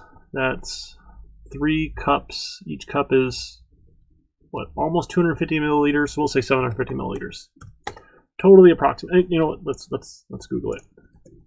24 ounces to milliliters. 709 milliliters. Okay, I was off by a little bit. 709 for my coffee cup. I'll do Eric's water cup. Dot set size in milliliters. Oh, set size in milliliters. That just a regular 16-ounce cup here, right? Just 16 ounces. I think that one says on the bottom, doesn't it? It does not. It's an IKEA cup, so it actually is probably an even 250. Is my best guess here, because actually from IKEA. Oh, you know what? Probably 500, because it's more than just a small cup. Okay, and then Eric's pop can is 12 ounces, so we'll set size in milliliters. And let's go figure out what 12 ounces is here. That's half of that, right? So half of 709, 354? Sure, 354 milliliters, or so, give or take a little. So I call the functions by my variable name. So this is just a variable name. I'm saying, hey, this is a type of cup.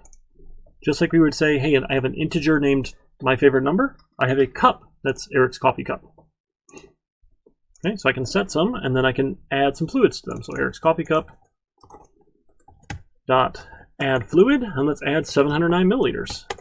And let's take Eric's water cup, and we'll add some fluids. We'll add 500 milliliters, and we'll take Eric's pop can. Oops, Eric's pop can, and we'll add some fluids. We'll add 354 milliliters. You know, it probably even says on the bottle, doesn't it? On the can. No, it just says 12 ounces. Wow, it does not say how many milliliters. That's surprising. That's okay. We can add some fluid. Then I can go drink from them. Right, I'm super thirsty, so let's take Eric's coffee cup and we'll drink. Let's drink, I don't know, 250 milliliters worth. And we'll take Eric's water cup and we'll drink, say, 250 milliliters worth. And we'll take Eric's pop can and we'll drink, say, 250 milliliters. Right, take a cup out of each. Super thirsty today, right? Slam my coffee, slam my water, that one is already empty, and I'll drink my pop. Alright, and let's watch what happens here in debug mode, because that's the fun part, right? We're going to learn to love our debugger. Man, I'm going to have to take a break here in about a couple minutes. I've been drinking a lot of fluid. Okay, so I can see each of my variables here is an instance of cup, and they have their own private variables. So 709, 354, 500. Looks like the sets worked okay. Let's add some fluid. Now my current amount of fluid goes up. Add some more fluids. The current amount of fluid goes up. Add some more fluids. Current amount of fluid goes up. And each one is interacted with distinctly, right? Each one is its own unique instance here. This is why classes are fantastic. And we'll drink, we should see them go down. We'll drink, we'll see it go down. We'll drink, we'll see it go down. And our program's done. So again, not super interesting. But, you know, we could do that. We could set some colors, we could add some outputs for these sorts of things, but we can use that cup now as an object. And I can interact with it with its public functions, and it has these private attributes. The other goal of object-oriented programming, and again, this is maybe a bit of a stretch, but it's a nice goal, is that this cup class that I wrote is so good and so amazing that the next time I need a cup, I don't need to copy paste anything, I'm just going to go use it. Right? I'm going to make classes that are reusable across different solutions. And that's a bit of BS because it's not that reusable, at least for a lot of like the very specific classes we write. Now, all these library classes like strings and fancy things, yeah, those are super reusable. There's some really cool classes in the C++ library that are phenomenal that we get to use and take advantage of, just like that. And maybe someday we'll write something that cool that everyone wants to use. But for now, sorry, I stretched out my arms. For now, if we ever wanted a cup, we could go use this cup again. Right? Not a problem. Now, here's where it gets interesting. Let's see. I've been skipping, I wasn't even following the PowerPoint here. I was just kind of going over some of the topics. So we need to make sure we covered all of it here. It's got a bunch of definitions, sure. Data hiding, yeah, that's fine. Classes, public and private. We can use them, we can get them, yep. Mutators, accessors, yep. Member functions. Again, I usually do these definitions inline. You don't have to. There's another way you can do them, which is okay. Yeah, inline versus not. Constructors, good. And constructors must be public. Interesting as well. There's no return type. Yeah, we can overload constructors. We'll get to more of that later. The default constructor we talked about. More default constructors. Invoking a constructor. Yep. Member initializing we skipped. We'll get back to that.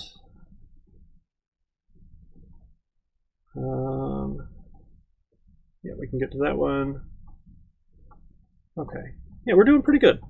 We've only spent 30 minutes or so on classes, right? And we have our own cup class that's working. So that's a pretty good set through here.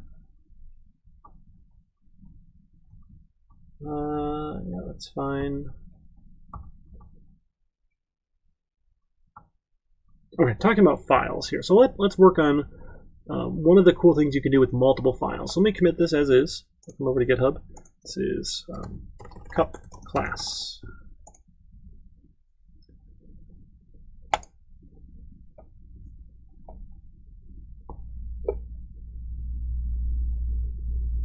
It's working on it. You guys are doing good. I know this makes for a long night. Definitely makes for a long night. That's why you need the coffee. Gotta have the coffee.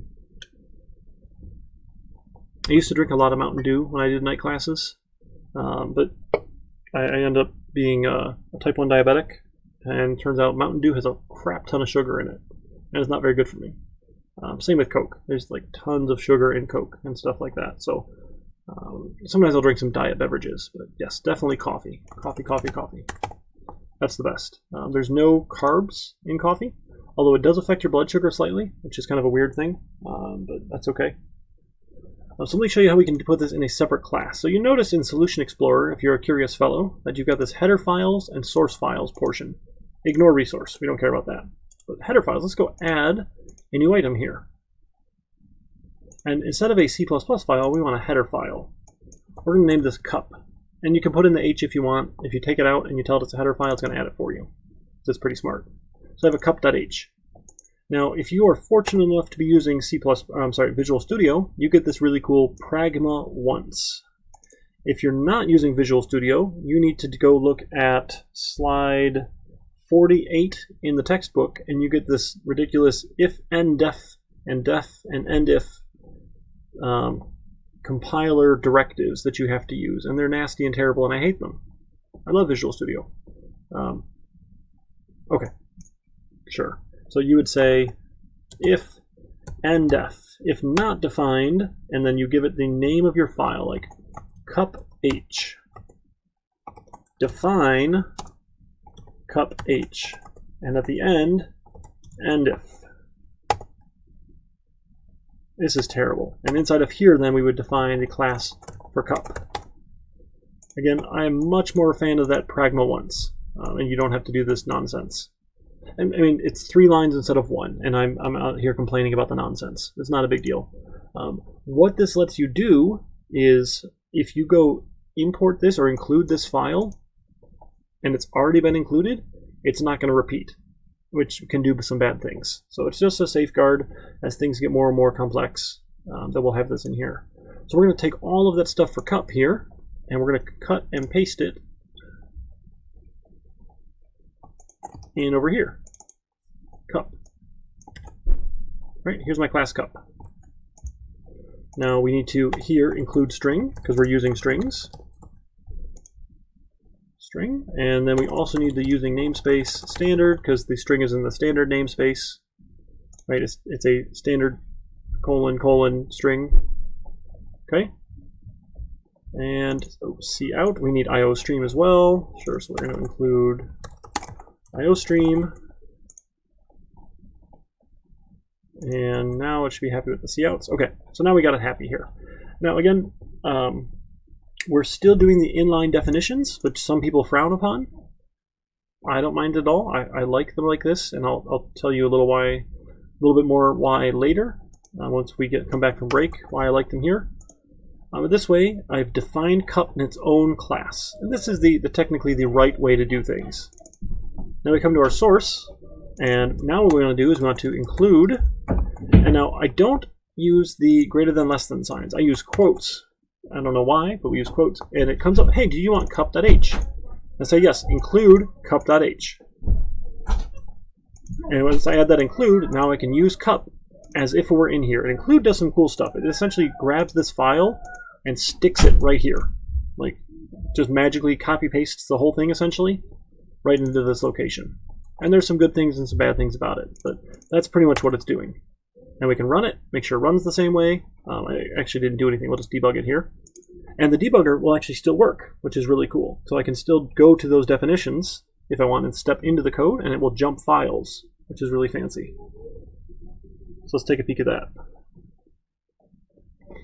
Okay, so now when I step into, it goes right into the drink fluid member function. And remember this here is the current instance. So this at 354 milliliters must be my coffee cup. Is that right?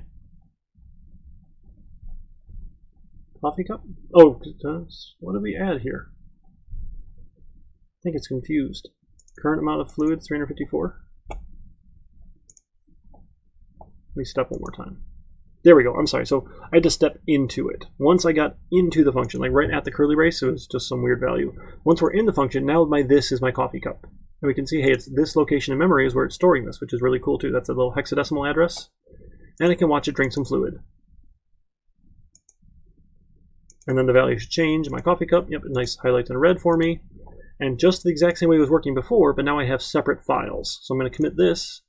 This is separate cup.h file. And if you want to get fancy, you could call it an HPP file for header++. H is for header. It's a header file. And we'll talk more about header files once we come back from break. But that was a lot of stuff to swallow. And I've got a toddler banging on my door here. So why don't we take our break just a few minutes early. We'll come back, say, 8 o'clock. And then we'll pick it up with some additional class stuff. You guys are doing good. I know it's a lot of info. Hopefully we'll go for another hour or so and then give you guys a chance to actually try it yourself if you're not following along, which is perfectly fine. You don't need to be typing everything as I type it. That can be a bit of a headache. So I'll give you guys a chance to play with it and try it. And then we'll also talk about the next project we're going to be working on. Okay? All right, so let me put some music back on, crank it a little bit higher. And I'll be back in about 10 minutes or so.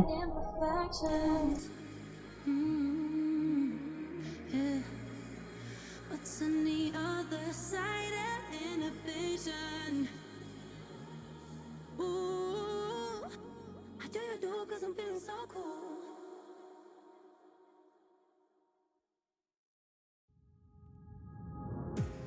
White lies paralyzed. Sweet as poison. Fell ill from your kiss. I got drunk off your demons. One sipping, I'm lovesick. Built a home, turned to ruins.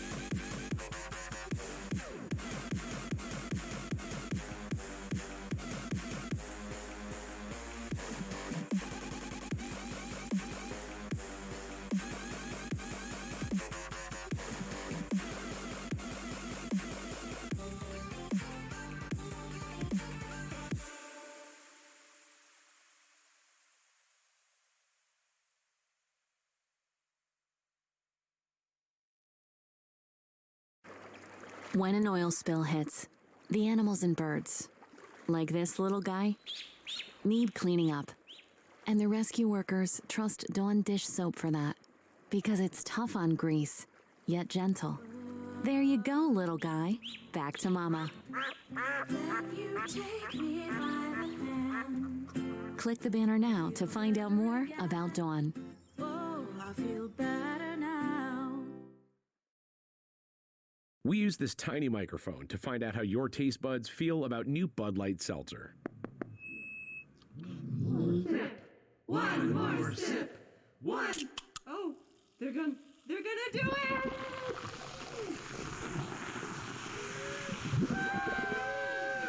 Bud Light Seltzer, your mouth's favorite seltzer.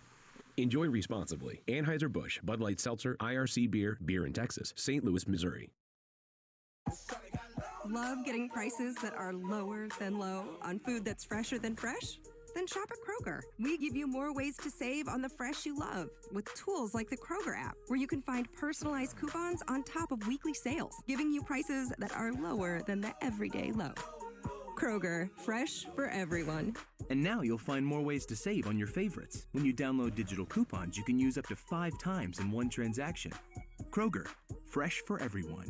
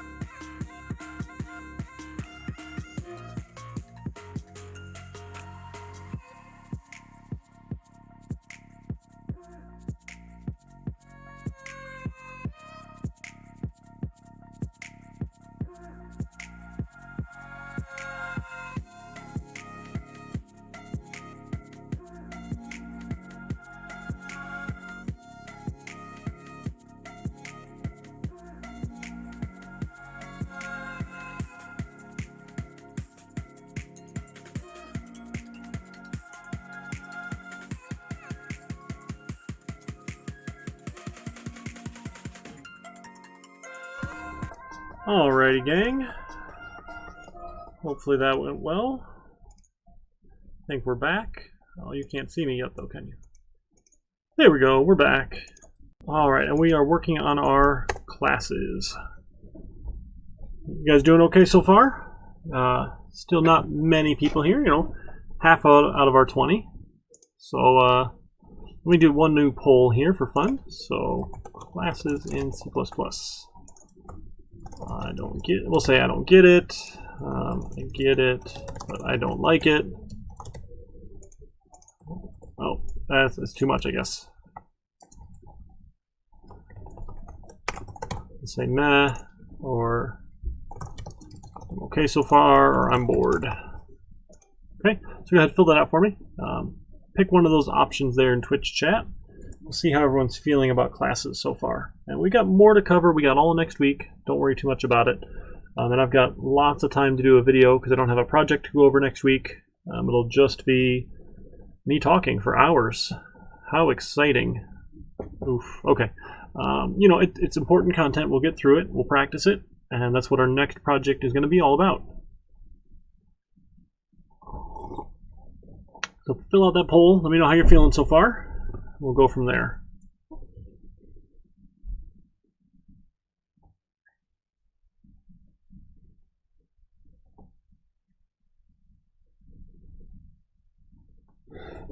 Excuse me.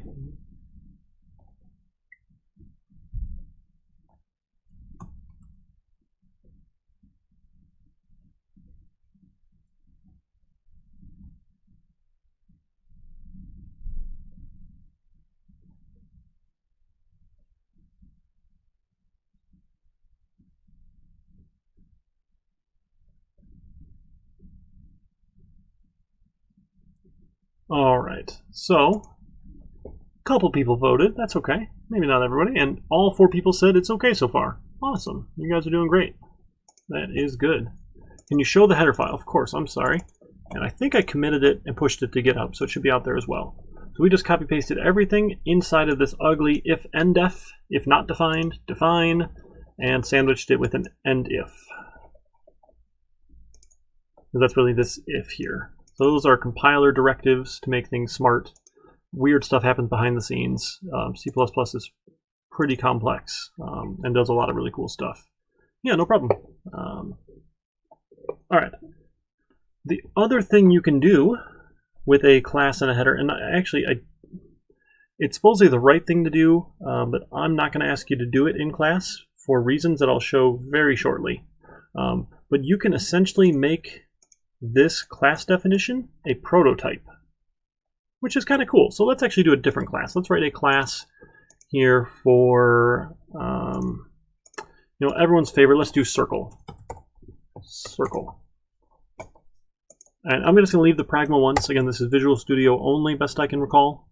I don't think it works if you're using other IDEs. So I'm pretty sure it didn't work in Macland. Again, I'm pretty ignorant when it comes to Macs because I just hate them. But that's okay. We can definitely make it work. We can work around it. Not too big of a deal.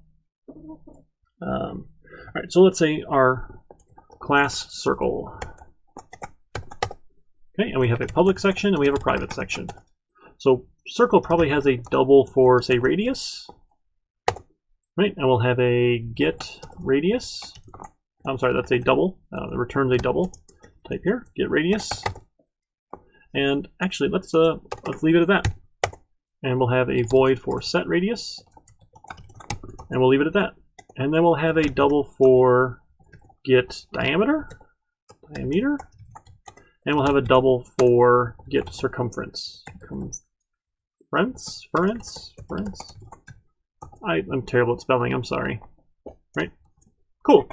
And now we get these lovely green lines and it says, hey, function definition not found. And it gives us a little option. What do we want to do? Do we want to create a definition or copy the signature to clipboard? I love when the computer writes code for me. It's fantastic. You'd think, like, as a developer, you'd be concerned that the computer is going to replace you.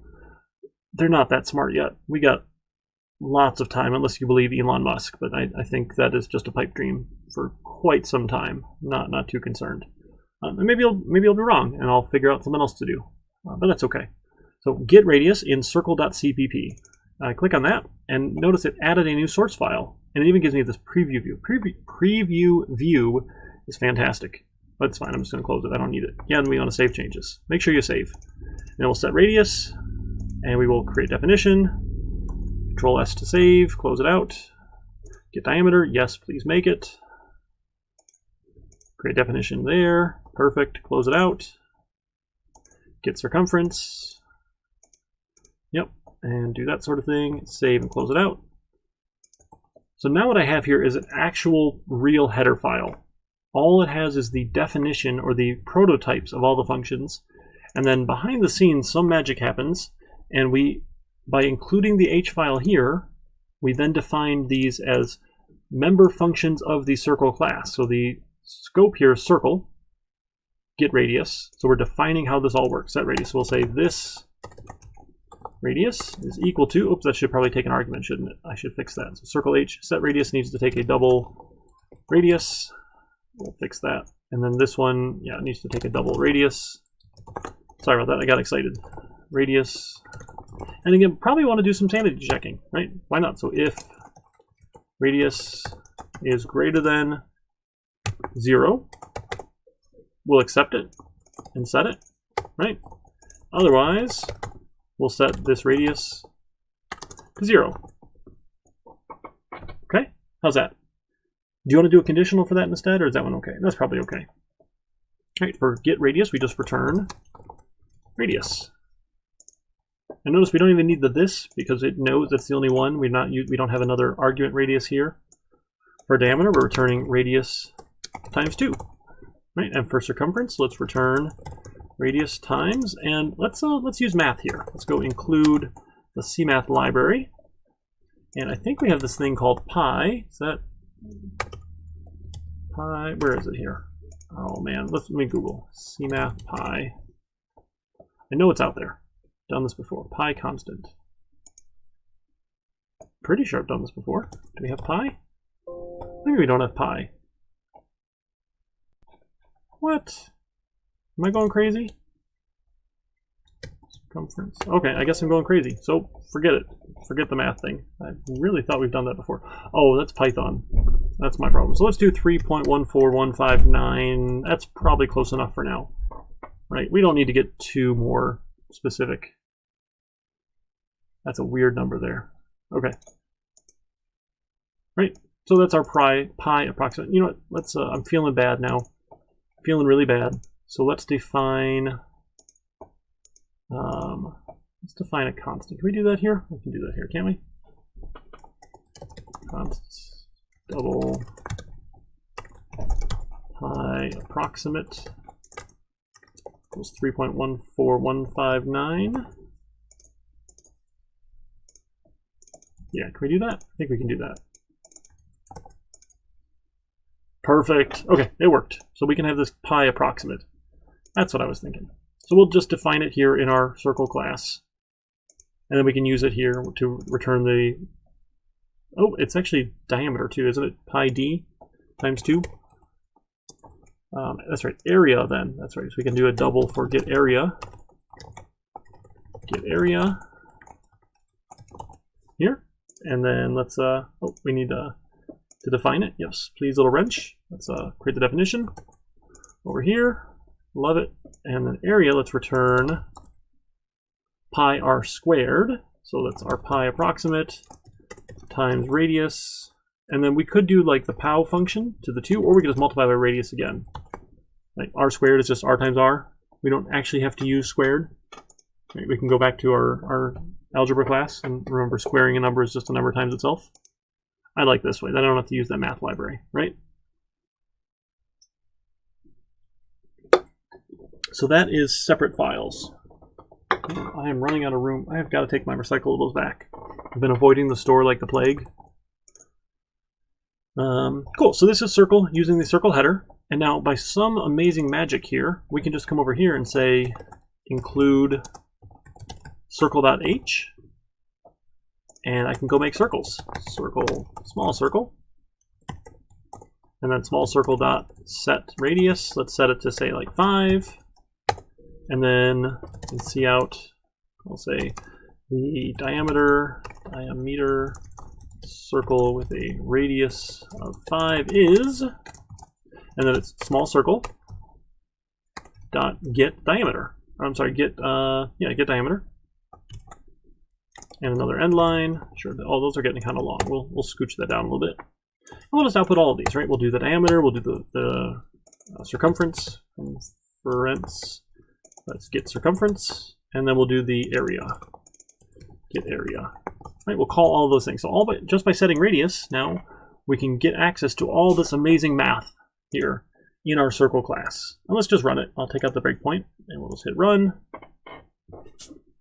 Let's give it a shot. See what we get. So 5 diameter should be 10.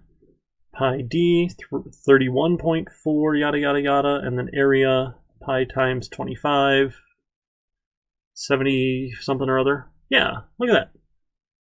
Looking pretty good, right? We've got some circles. Yeah, I know you guys are impressed, right? We can do circle arithmetic. Or is this algebra at this point? I don't know if it's algebra or arithmetic. Okay, so that is technically the proper way. Okay, now I'm not actually a fan of doing it that way because it makes it harder to do this next thing I'm going to show you. Is that okay? You guys don't mind? So what I'm going to do, I'm going to grab all these circles here, and you can also, if you so care to, throw them in here, in the H file. Again, not necessarily the recommended way to do it, but that's okay. I don't mind. Remove and delete. Yes, remove and delete. Cool. And now again, it should still do the exact same thing because circle has all of its functions defined. It's all right here. I'll give you a round of applause. Oh, thank you, thank you, thank you, thank you. Math jokes are always welcome. Hey, did you guys know what Batman said to Robin before they got in the car? He said, "Get in the car, Robin." Do you know what the farmer said when he couldn't find his tractor? He said, "Where's my tractor?" You know what makes me smile? My face muscles. All right. Those were some terrible ones. Sorry. But I do love terrible dad jokes. Okay, so the next thing I want to show you. Now, this one is not coming out of the text. This is just good practice. Unless I'm wrong, I skimmed through the chapter. I did not read every word in the chapter. I'm going to happily admit that to you, that I did not read every word in the chapter. Yep.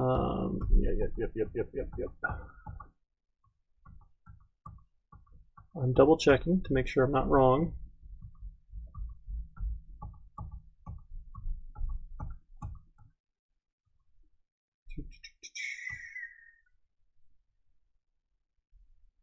Huh. All right, yep, I'm not wrong. So,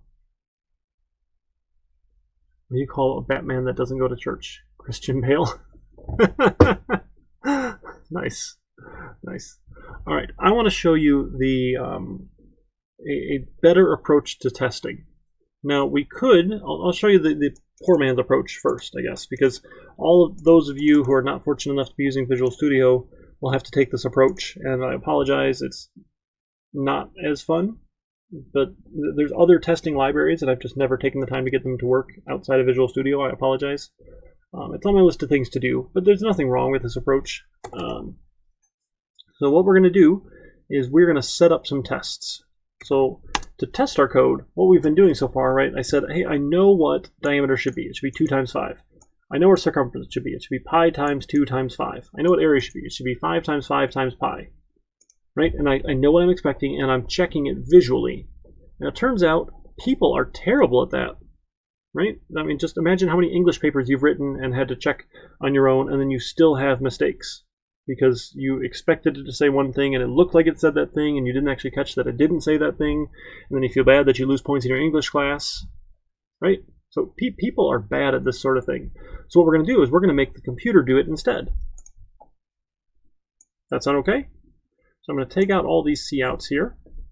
And I'm going to do this cool thing. And again, I'll show you the better way in just a minute, but we're going to do a AAA format test.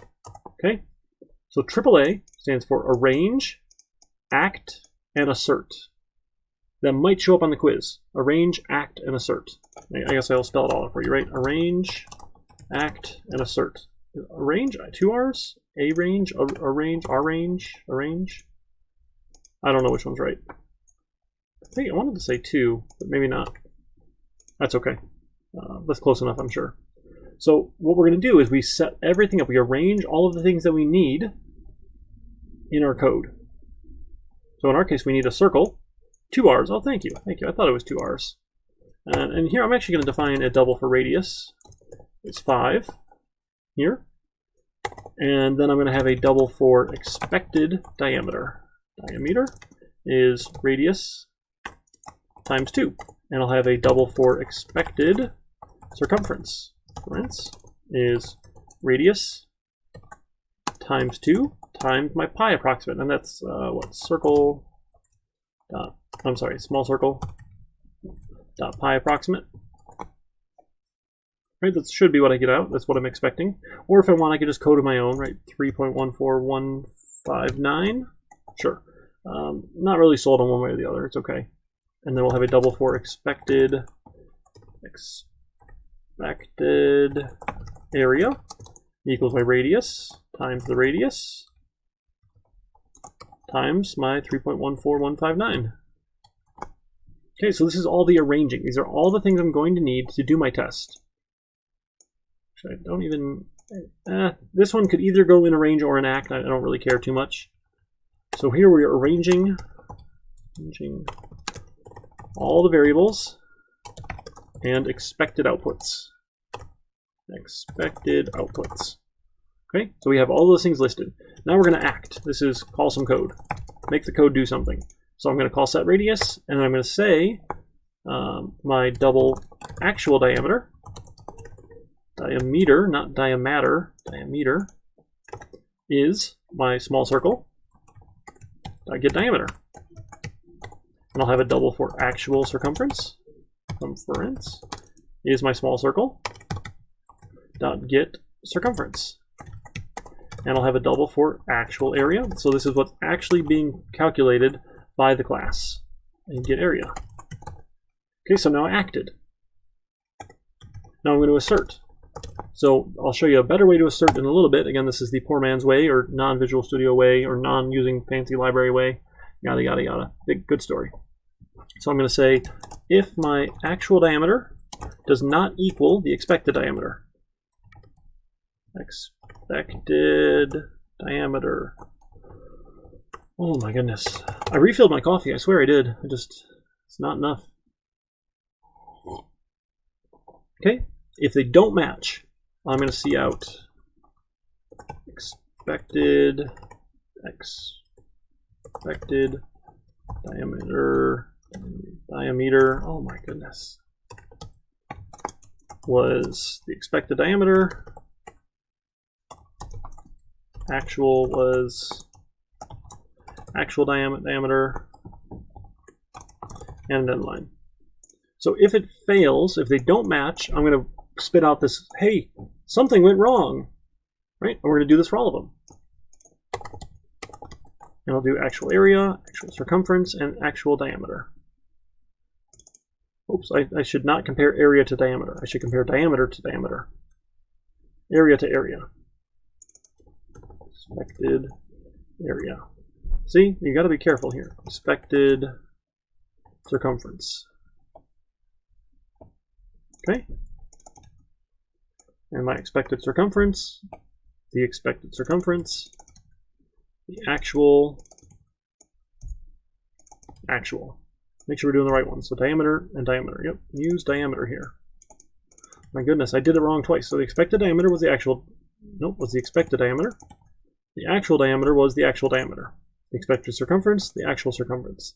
The expected area, the actual area.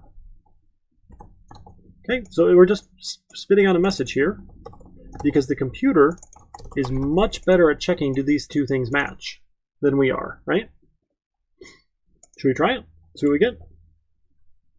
Because what we're doing, we've acted, or we've arranged. These are all the things I expect, all the values I need. This is, I'm actually making my code do something here. And yeah, this is fine. When we get to the other method, I'll show you something later. and then we can assert. Let's actually compare them. Check them here. Let's run.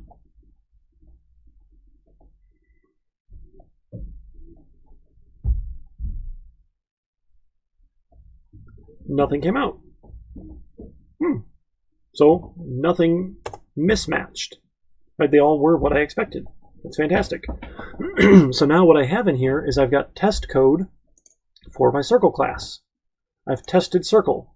Remember, any code that's worth writing is worth testing. If it's not worth writing the code, fine, you don't have to test it, because who cares if it's right or wrong. But if it's worth writing the code, right, it's worth making sure you did it right.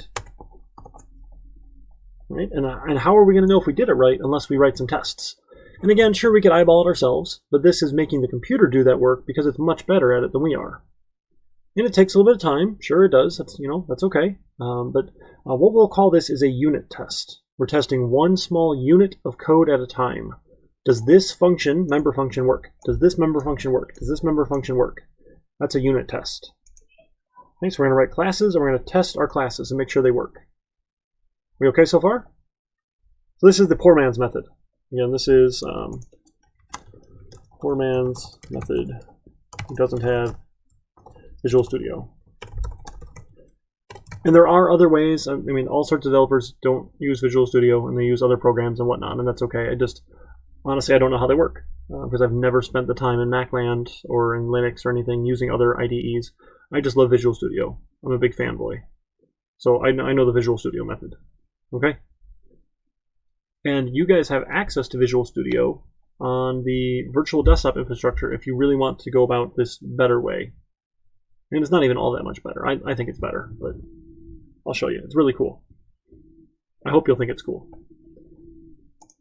All right, so this one's done. I'm going to come back to my solution here in Solution Explorer, and I'm going to right-click the solution and say I want to add a new project. And in C++, I'm going to search for test.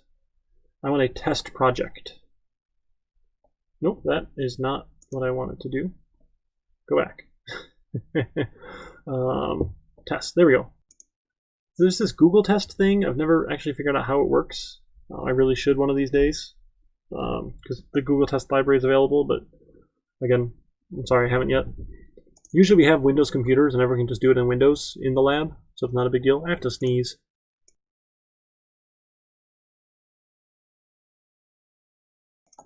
Whew, I'm sorry.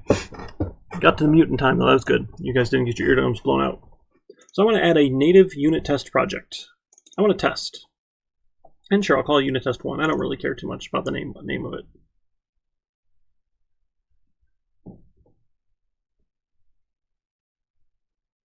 Thank you, Face.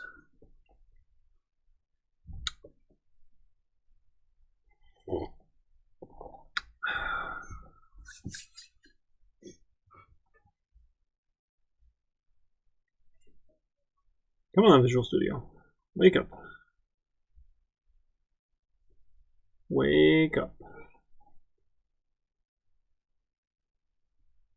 Whew. Did it cool off yet? My office is got this little hutch area. It's actually a big loft bed up above, and it gets hot with my laptop exhaust. And I've got a second laptop, and I got this other monitor thing going. I'm gonna see if I can open up my window, get some fresh air in here. And I think the kids are done playing outside. It won't be too loud. Yeah, 70. Nice. Okay. Let me open my window real quick.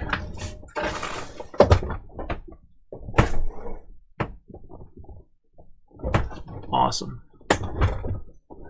Okay. We're getting there. We're getting there.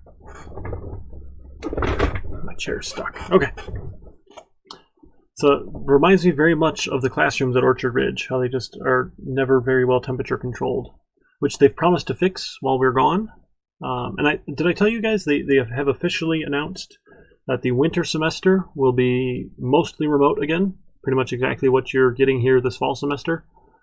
So they're making sure everyone has plenty of time to prepare and be aware of what's happening, and giving us faculty members time to plan how we want to do remote classes, because remote classes are fun and they're different, and it's not having people in front of you that we can talk to and we can have discussions and whatnot. And for most computer classes, programming classes, we don't have that many discussions. We might do some group work and stuff, and maybe systems analysis and design, you have some good discussions, but maybe in software engineering, but you know, a lot of them just you do your work and okay.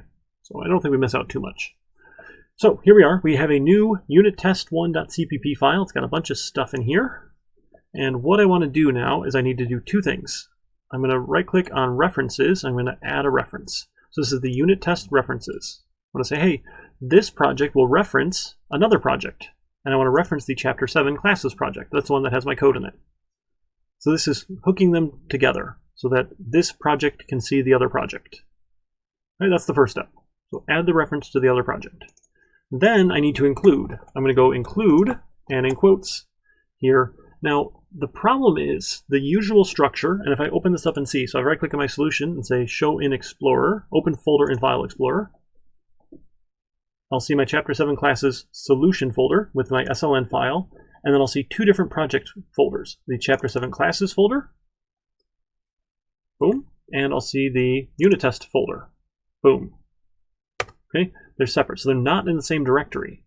So before, when we did this include by name, all I had to do was the name. I don't need to give it a full path or anything, but we're not in the same directory.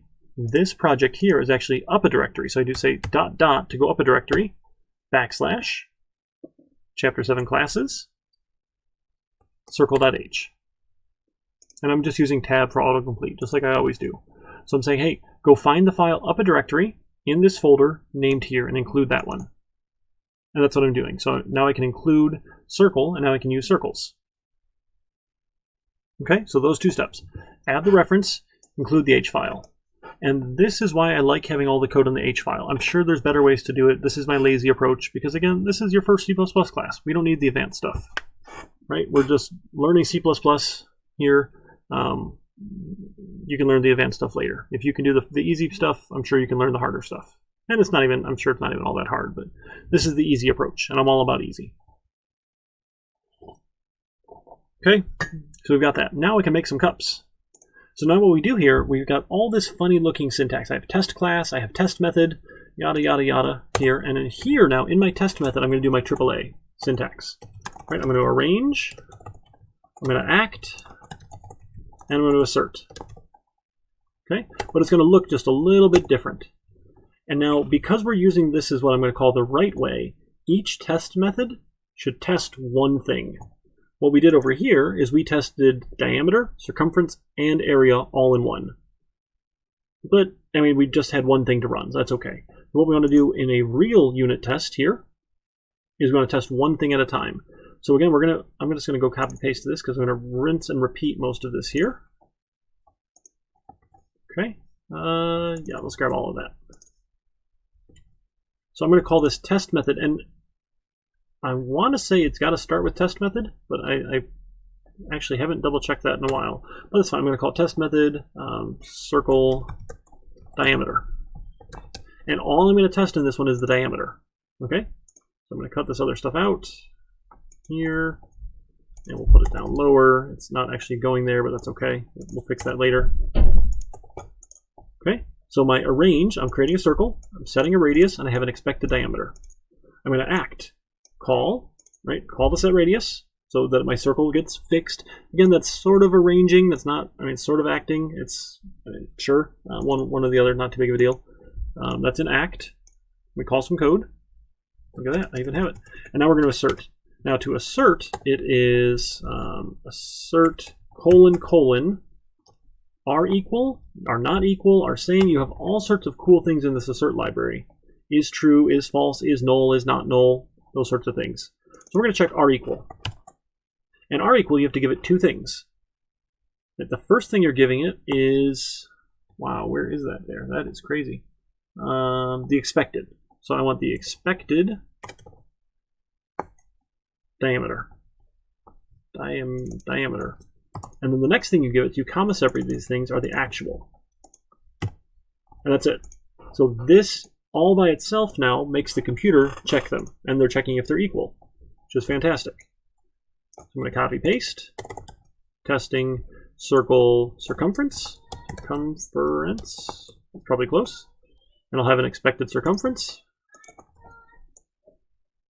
and I'll have the actual circumference. I'm just overwriting these things here, right? And I'll have an expected circumference with the actual circumference.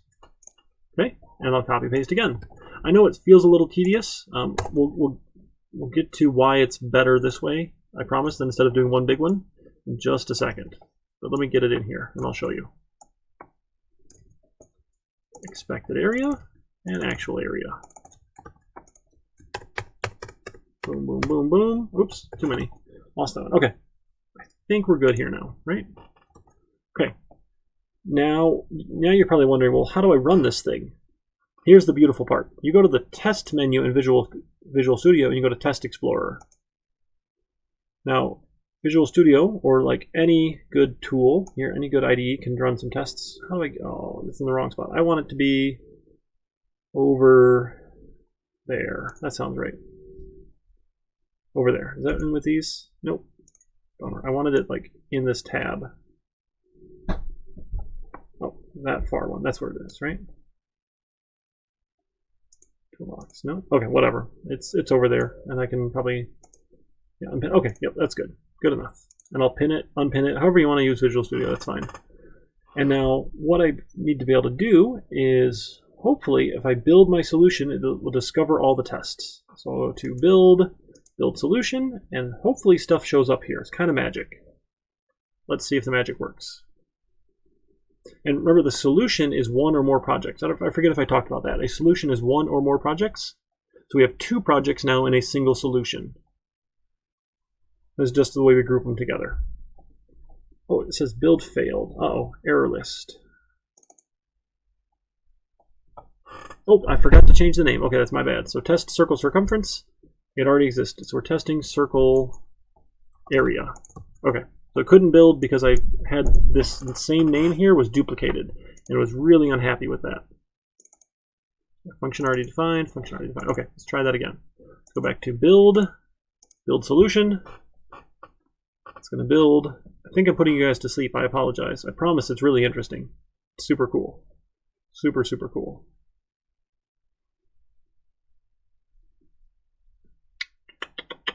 All right, build succeeded. Come on, Test Explorer, do your magic.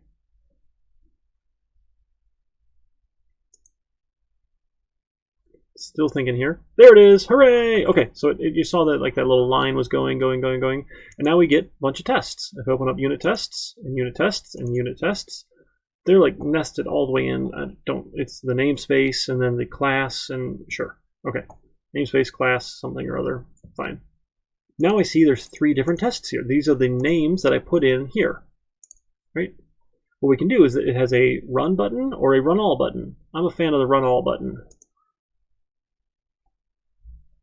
And run all will run the tests here. Sorry, it's a little bit small there. I don't know if I can zoom that in or not. Apologize. Maybe you can just go squint at it. And I get green check marks. Look at that. The tests ran and it's happy. Right, they didn't fail. So now if I were to screw this up, right, let me just screw this up for fun here, just so you see one fail. Let's just do circumference as radius times pi, and we'll run them all again. I want to watch you, or you want to watch one fail, because it's really exciting to watch it fail.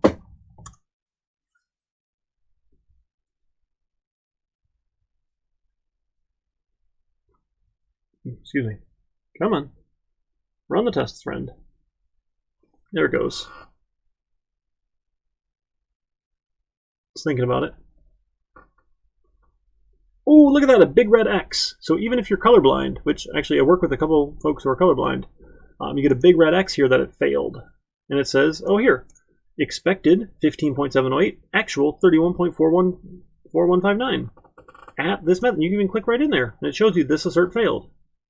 That's beautiful. And you even see, because we named them all distinctly, right off the bat, I see test method circle circumference failed.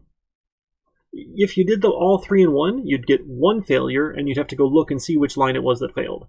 I guess that's not terrible, but our typical rule of thumb is a single unit test should test one thing. And you could go like absolutely nuts with it, or you could be like reasonable about it, and it will test it for us. Now, so let me fix this here. Right, I want it to actually work. We'll do radius times 2. Right, put that back and make sure it runs and passes.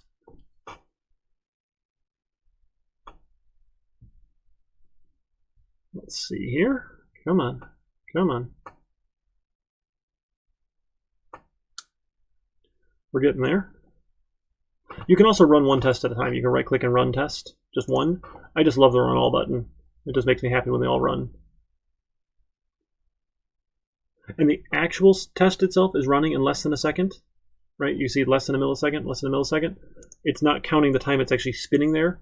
This is unit testing with the unit test library in Visual Studio. So it uses this, where is it in here? CPP, no, that's not it.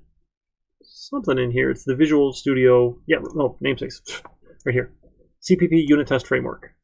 That's the namespace we're using inside of Visual Studio from Microsoft. That's what it is. Yep, so we're unit testing. And there's different levels of testing. Take the software engineering class, you can learn all about it, I think. I've actually not taught that one yet. It's relatively new, not super new, but relatively new. And usually I just do the coding classes because that's the stuff I like. Yeah, but so we're making the computer test. Now, not only can we make the computer test, but what happens, right? Because any code that's worth writing is worth testing. As we write code, typically in classes, and the classes can do things, we're testing their public functions, right? We're saying, hey, does this public thing that you're telling us you can do, this public function you're saying is available, does it work? Right? And we build up a test library that as we write more and more code, we write more and more tests to make sure it works, and we get this really cool suite of tests across all of our code. And again, we probably don't do everything in one solution. You might mix and match and pull these things out, and there's all sorts of other things you can do with it. But the next level, and I don't think we've got time to do it. I don't know, we might. I'm very tempted. Maybe we'll try it for fun. There's some cool tool here. visualstudio.com.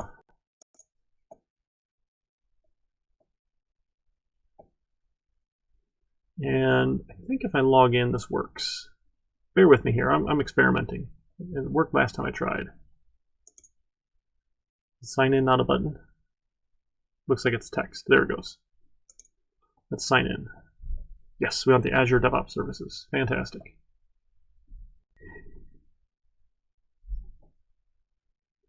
Let me log in here.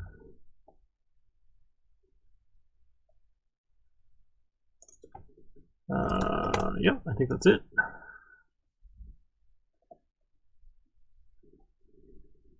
Why review my profile? Yes, that's me. Yes, that's me.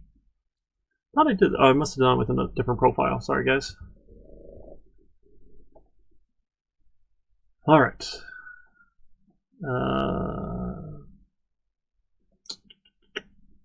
Sure. Making it work, I guess.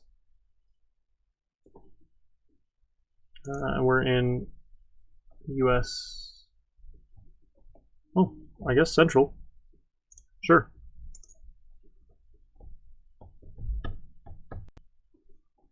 We're getting there.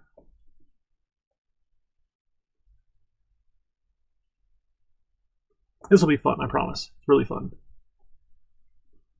It's cool. This is chapter 7, I guess we'll call it.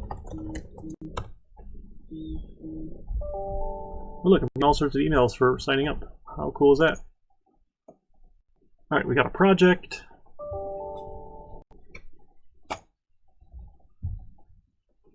Give away all sorts of cool tools. That's you know, they want you to get used to them, learn them, and ask your company organization to buy them later on in life. So they'll give you a lot of things for free, which is cool. Here we go. Repos. I think this is it. I did it last year, so I'm trying to do it from memory here. No, I don't want that one. Maybe pipeline.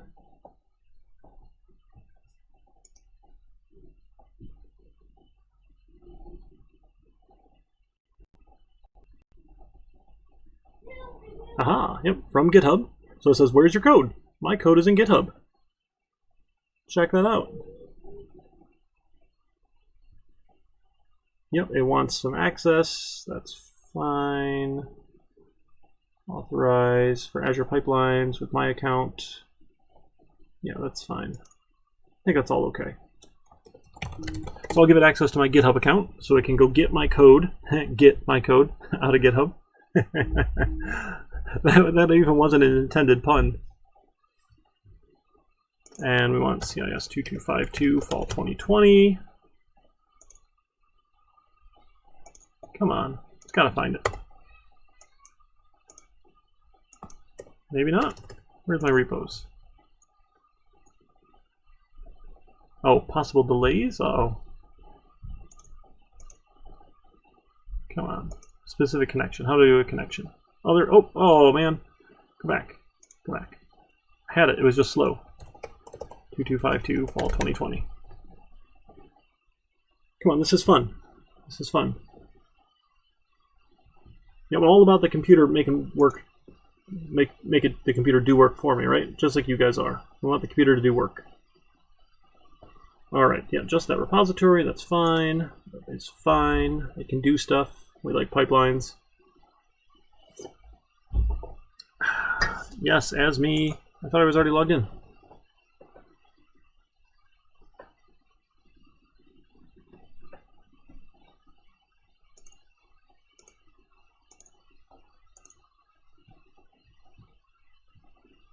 Let's close some of those other tabs we don't need.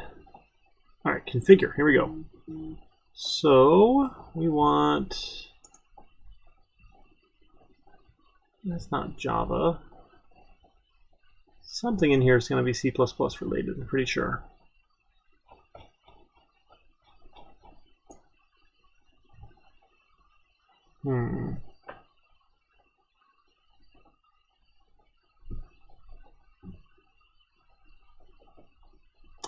It's in here. Oh, that's GCC. We're not using make though. Go Gradle. I thought it was in here. It's been a little while, guys. Sorry. We're having fun. Oh, Xcode. Oh yeah, you can do it with your Mac projects too. That's neat. I guess we'll try this one. We'll see what happens.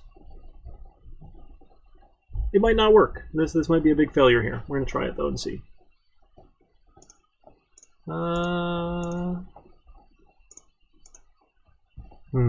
Yeah, I think I need a different image. Let's look up DevOps. Azure DevOps pipeline, line, Visual Studio, C++, C++ project. I don't know. You Google a bunch and see if we get some hits. I think, yeah, build a C++ Windows app. Sample code, create a pipeline. Force stream. Visual Studio build. I don't know. Let's try this one and see what we get. That was our first hit.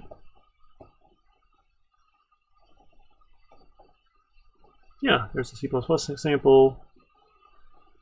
All right, variables. Okay, let's add this in. Sure. So let's go to the variables tab. Add a new variable.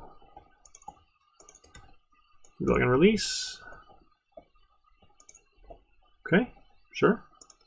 Okay, there's one. Build platform. Add a new variable. Build platform. Okay, sure. That's what it says. We're just following along, right? See what we get. Copy output. Is that it?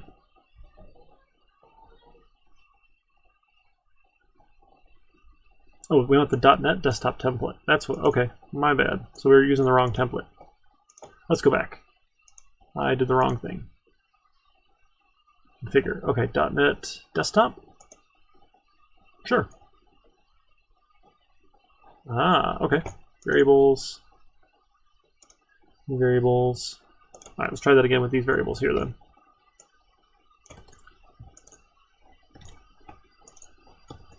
Debug and release. Okay. And this one, build platform. 86, x64. Maybe? That's all we have to do. Tasks, multipliers.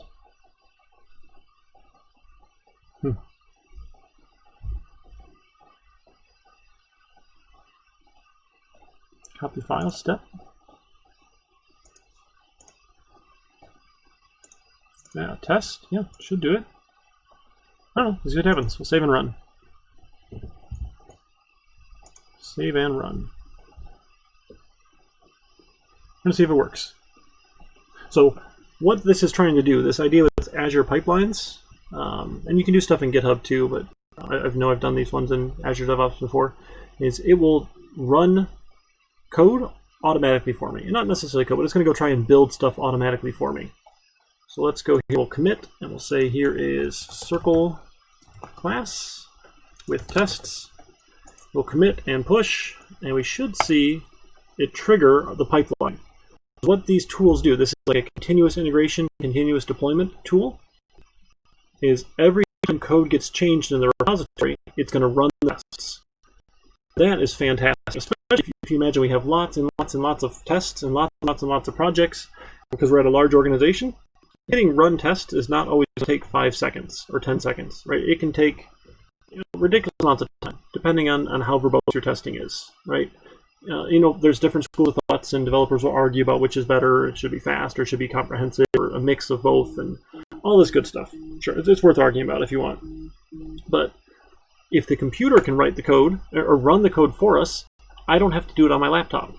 I can do some work, commit it, and then the computer, or the cloud out here, right, will go and do something for me, and life will be good. So let's see. I think I go to pipelines. Oh, build's failing. Oh, I have to specify configuration. That's what happened. Okay, that's all right. It failed. Let's see. Oh, did I miss that step? I missed this step here, right? Multipliers, agent job, execution plan, pipeline, edit the pipeline, edit.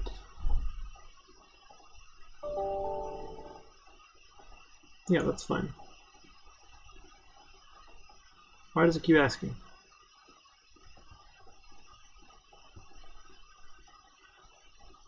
The goal is what we're trying to do is every time we commit, we want Azure DevOps to run the unit tests for me. Right? That's the ultimate goal here. Do I have a drop down? I made it so. Oh, it's loading the editor. Okay, I made it so confused. What did it not like? Build configuration, debugger release, x86, x64. Tasks, right? Select tasks, click on the agent job. Tasks. Wow, there's a bunch of things in here. Agent job. Is it going to find it for me, maybe?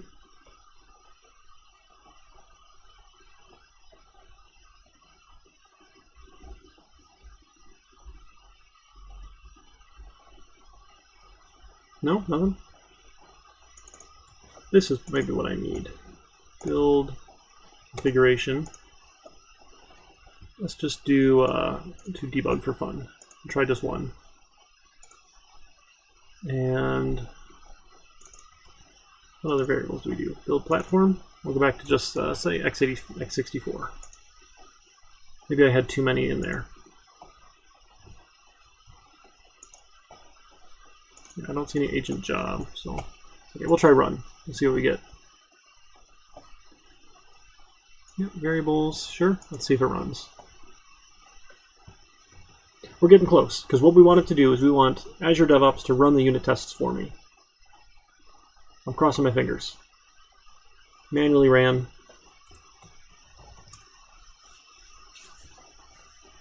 Because we want the computer to do all the checking for us, and then let us know if it failed. Come on. Oh, it's thinking. It's running. Maybe. Maybe. I'm going to cross my fingers. I should have done this first. I'm sorry. But it's exciting.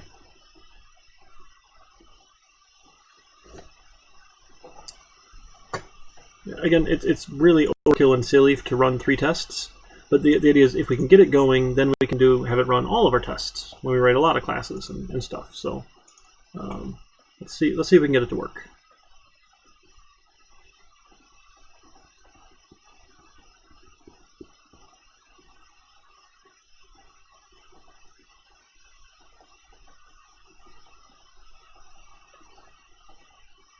Still going? Really? Wow. Just thinking hard about it.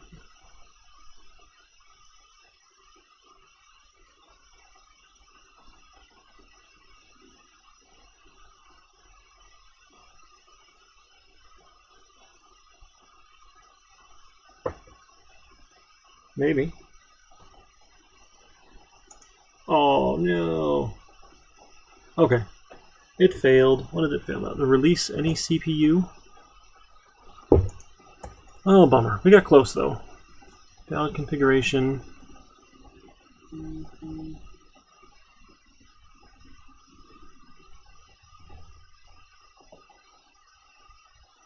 Thought I told it to do it in debug. It's close. It's close. We're getting there. Yeah.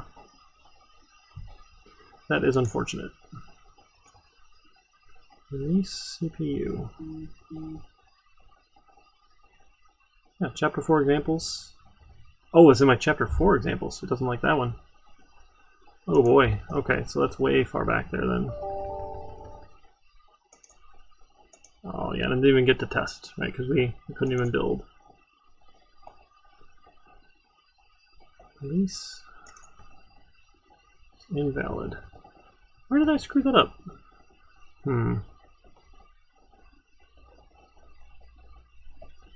Yeah, that's for all of ours here. Okay, I must not be giving it what it wants. Platform. Must not have taken that variable.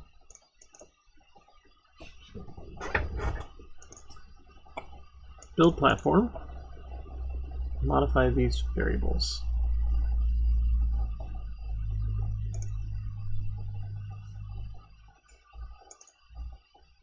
Edit pipeline. That's trying to build every project inside of our repository. It's trying.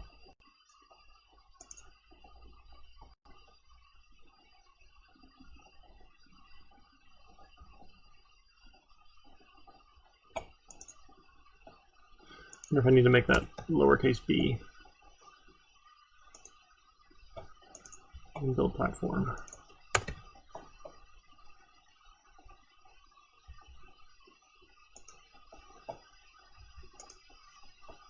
Maybe.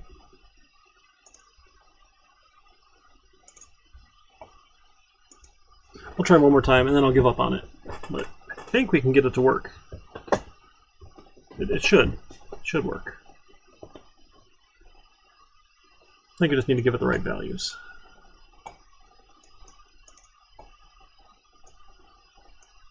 Yeah, extend to build. Oh, on all four. Yeah, we only wanted one. So we're just trying to do debug. So we'll see if we get that to work.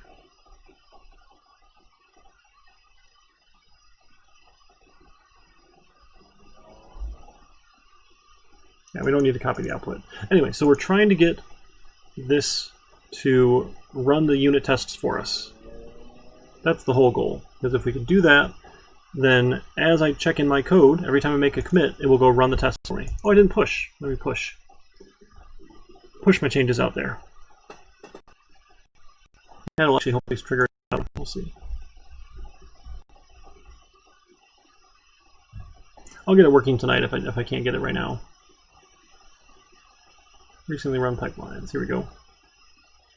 So it's fantastic. So it's a continuous integration tool because every time we are integrating code, we're running our tests. So there's unit tests, there's integration tests, yada, yada, yada. So we'll call it continuous integration because it is trying to continuously test the new code that gets added. And if you imagine you work at a place with more than one developer, right, you've got multiple people testing your code or adding code to your application, and you want to make sure it's always running tests, which is fantastic. You can do a lot of cool stuff with it. Let's see. Is it doing anything? I hope it doesn't fail again. It's probably failing. Yeah, we have 3 fails in a row. Maybe. Maybe. Running a job. Okay, so it's going. So this is all the cool stuff it does. You can actually watch it. It's really neat. It like downloads all your code, clones your repository, does all this. kind of cool to see. And it's all about the machine doing the work for us.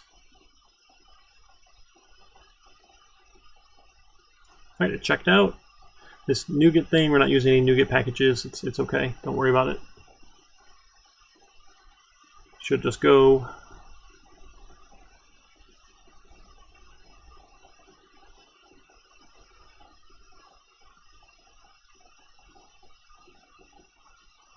All right, build. Let's see if build works. Oh, man. Okay. I'll go figure it out later. I'm sorry. I don't know why it's not doing our... That's okay. I'll figure it out and I'll show you the right way to do it. But that's the goal. Is if we can get the computer to run the tests for us, I don't even need to run them locally on my computer. I just write some code and run it, and it pops in for me. So what I want to show you is another example. And we're going to flip the way that we build our class. There's an interesting methodology called test-driven development. And it's really cool. I'm a big fan of it. I can't say I do it all the time, but it's a nice ideal to live up to at least. So we're going to try and see if we can do some test-driven development. And what that means is I'm going to sit down and I'm going to plan out my class. What does this class do? What are its functions, and what should they give me back out? If you've gotten that far done in your design, and you said, okay, this is my class, this is what it's going to do in my code, then you should be able to write unit tests. Right? I know what should happen with circle. Before I even ever write any circle code, I know I have a function that gives me the diameter. It should be this result. And what you do is you actually write the tests first, and then they all fail, and then you write the code to make the tests pass. So it gives you a chance to be very focused in the work that you're doing, which is really cool, because, I mean, I don't know if you've gotten there yet or not, but like as you're writing code, sometimes it's like, oh, it'd be really cool if it did this thing. It'd be really cool if it did this thing. Oh, I could just add this one other thing. And it's easy to get down some rabbit trails where and you're just having fun, and that's okay. It's class and all, but if we're trying to get a particular job done for our company or a customer, whatever it happens to be, if I can write all the tests first, I can focus my energy on accomplishing those tasks. And I have a bunch of failed tests, and my job is to turn failed tests into passing tests. And it's really exciting to go from a big line of red X's to a bunch of green check marks. I don't know why it's exciting, but it's a nice feeling to be like, okay, yeah, I checked that one off, that one works. Okay, I checked that one off, that one works. Okay, I checked that one off, that one works. Okay, so we're going to try it. We're going to try doing that. So I'm going to add another class here to my header files.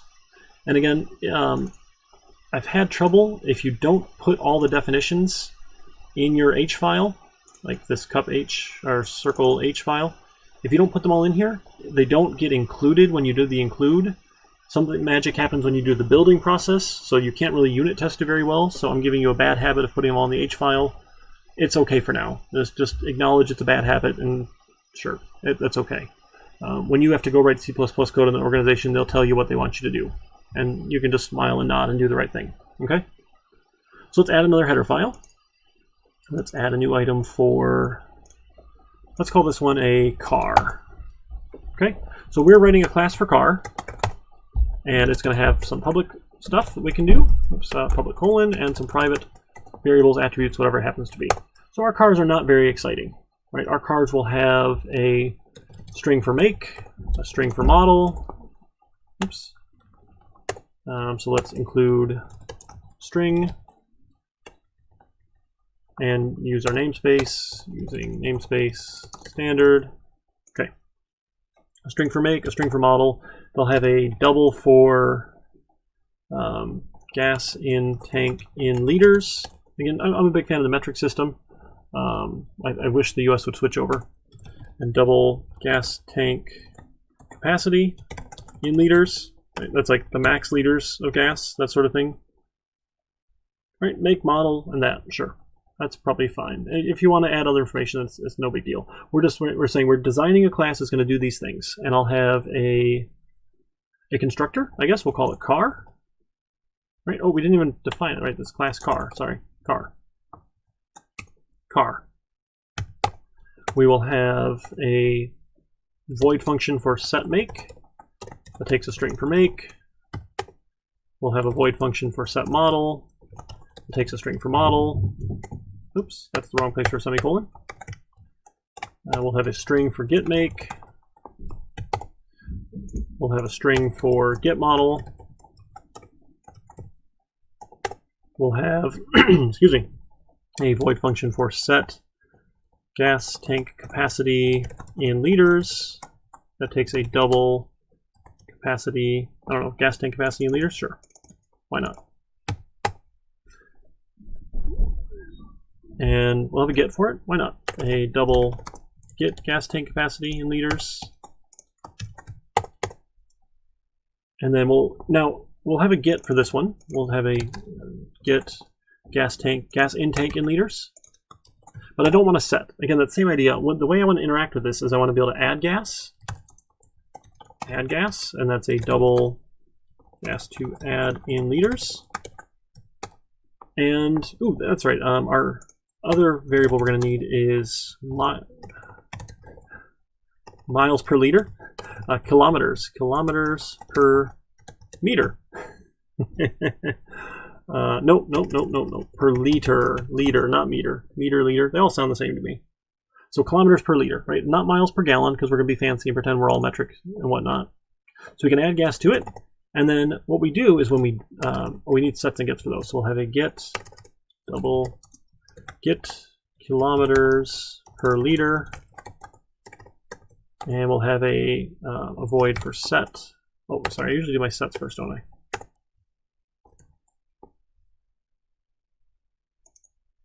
Yeah, set. So void set kilometers per liter.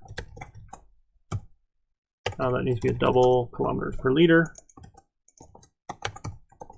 And a double for get kilometers per liter. Great. Okay, so we've got all that. So we can add gas. We're not going to set the gas, we're going to add, and then we are going to have a void function for drive. And drive will take a double kilometers to drive. Right, that's the distance here. And what we're going to do is we're going to calculate how much gas comes out as we drive. Oh boy, okay, so that's a little bit complex, but that's okay. And let's add all these definitions here. We can either do them inline, because we're already in the H file, or you can do them separately below the file. You can do them in a separate CPP file, but it doesn't test well if you do them in a separate file. So let's just do them inline. So the default car constructor. All these things get set to just gibberish. So I'm sorry, not gibberish, a nice default sensible value. Make model is just an empty string. We have a gas intake in liters is 0. A gas tank capacity in liters is 0. A kilometers per liter is 0. And I think that's it, right? Just those 5. So that's our default constructor. Right? Its job is to set default values. That constructs the object. Okay. Set make. Right? This arrow make equals the make. Get make returns the make. So most of the sets and gets are pretty easy, right? So this model equals the model, and return the model. Some people care about like the year of the car and stuff like that. I'm not a car person. I don't really care, so that's fine. This gas tank capacity in liters is gas tank capacity in liters. You can probably do some sanity checking. Like if it's 0, but that'd be nice, to do sanity check the value, right? Greater than 0 or something. Sure. We'll just add ourselves a to-do note for later. Return gas tank capacity in liters. We're getting there. I'm trying to go through it quick here because we're due for a break. I'm sorry. Return gas in tank in liters. Add, nope, not in parentheses. And then to add gas, we take the gas in tank in liters plus equals the gas in tank to liters. We want this gas in tank in liters plus gas to add. Oh no, so we don't even need this because it's not the same word. So gas in tank in liters plus gas to add in liters. Fantastic. Again, maybe to do check for overflow. Turn. Oh, that should be a double. Sorry. That should return a value, not be void. All right, and then setting this kilometers in per liter is this one here. And classes are a little bit tedious to set all these up, but it goes pretty quick, right? You just do all your sets, all your gets, and then we can actually do the interesting stuff here. We can drive. Okay. So all those other ones they're plain sets and gets. They don't do anything fancy. Drive for now, we're not going to do anything because this is what I want to show you with the test-driven development. testing gets and sets, yes, you should do it because it's easy to typo these. I'm not going to say don't write them in here, so we can do that test-driven development. Oh, this add gas we should do. We should, that's right, we'll come back to that one too. Those are the more important ones, right?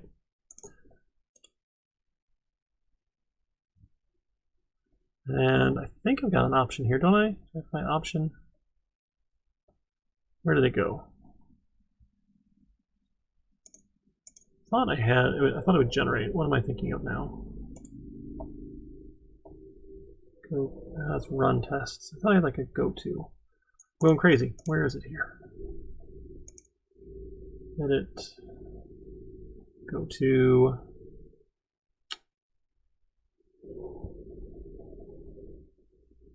No, I'm not seeing it right now.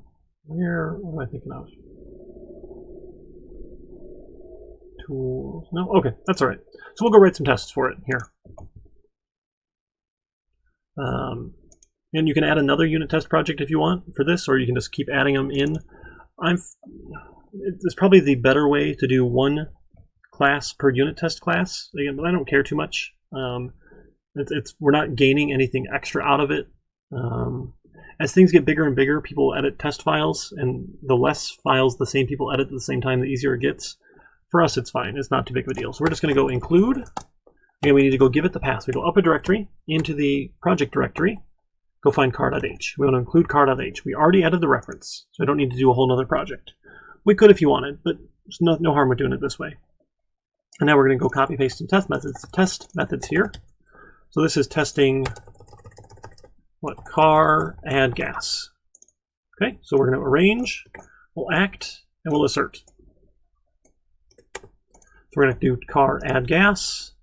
Excuse me, anything other than a set and a get. Now, I do expect you guys to write sets and gets, but again, they're not as interesting. So I'm just going to show you the interesting ones, the add gas and the drive.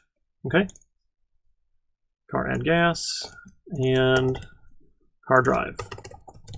Okay? So the first thing we do, we want to need a car. We'll just call it car. And then if we're testing the gas here, we need to say my gas tank capacity in liters. We're probably setting a value. I'm sorry, set gas tank capacity. Maybe we'll set it to, I don't know, 10 liters. I'm just making up some numbers here. And then we'll add some gas. So say we'll add 10 liters. Sure. Oh, I'm sorry. That's the call here. So we want the range. We have an expected gas in tank in liters is 10. Here, I'll even do this. We'll do this even fancier. We'll just hand it this variable here.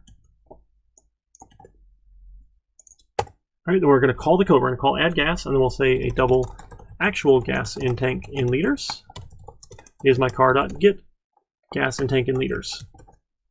So does add gas actually add to the tank?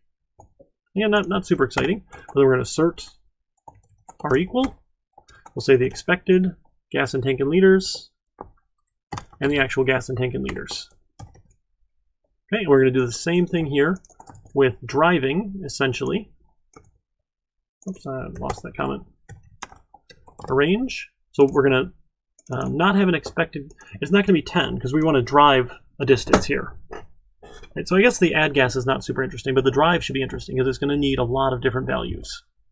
Okay, so we'll have a double kilometers per liter.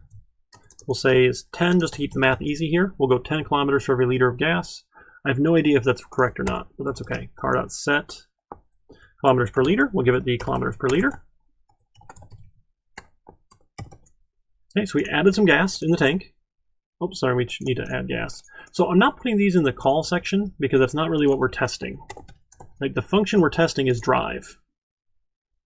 Right, so we're going to say car.drive, and we'll say, hey, how far are we going to drive? Let's drive 10 kilometers. And then we need an expected gas in tank. So if you drive 10 kilometers, that should use 1 liter of gas. So we should have 9 liters left when we're done.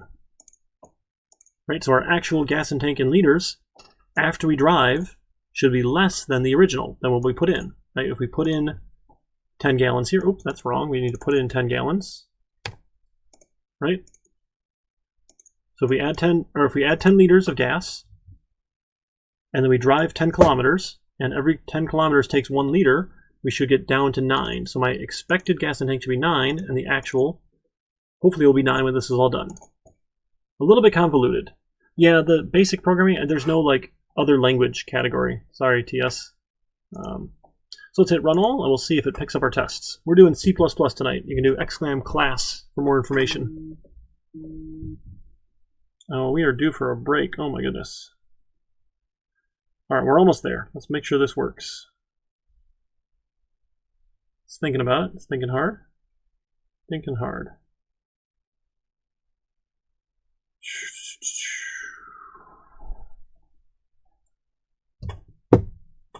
Hey, yeah, there we go. So tonight, you see in our title, our CIS 2252, Object-Oriented Programming in C++. We're on Chapter 7 of our book. And look, we get failures. So failures in this case are actually good. It means there's enough code there that it will compile and run. It means it's not actually giving us good results yet, right? What we've done is we've stubbed out the functions, and they're not there yet. So now my job is to take these two methods, these two tests, and make them pass. Right, so I'm gonna commit this here. So this is car with failing tests. And it sounds bad to say it's a failing test, but that's good. That is the purpose of test-driven development. If I know what my code is supposed to do because I've designed it, I can go write my tests, and then I'm nice and focused, and I can say, hey, all I need to do is make this pass, which is awesome. So now let's go figure out this add gas. Right, so add gas, that's not so hard. We'll just add the gas to the tank in liters. And sure, let's check for the overflow. So we'll say if gas in tank in liters is greater than the max or capacity or something, what do we call it? Gas tank capacity in liters. Then we want to bump it down to the capacity, and we'll just say we spilled all over. I'm not even going to see out a message. I don't care at this point, to do some error for spilling gas. Sure, but that's okay for now. So now let's see if add gas works. We'll come back to our test explorer. We'll say add gas, and we're just going to run just that one. I'll right click run just that one. Save a few seconds here. It's got to go through and build the whole project, which takes just a minute. It's not the fastest thing.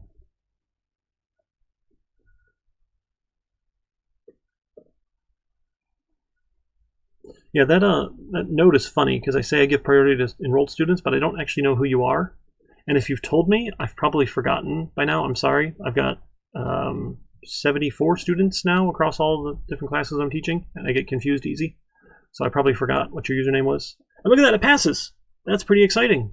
Right now we have a green check mark. Now we can feel good that this code is doing what it's supposed to do. Okay, now let's go down to drive.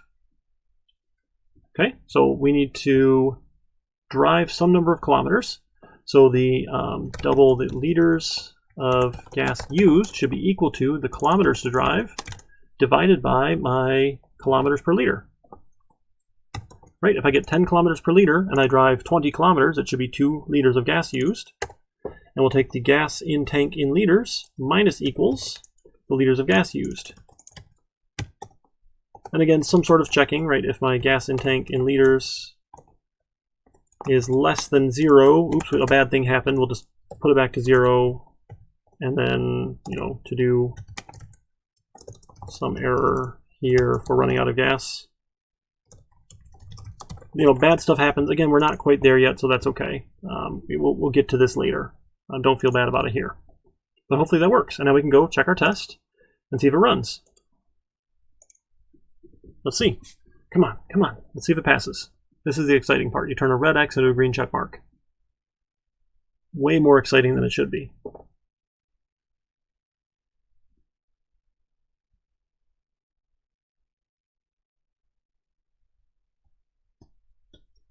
It's trying. Come on. See why I want another computer to do this so I don't have to bother? All right, it's running now.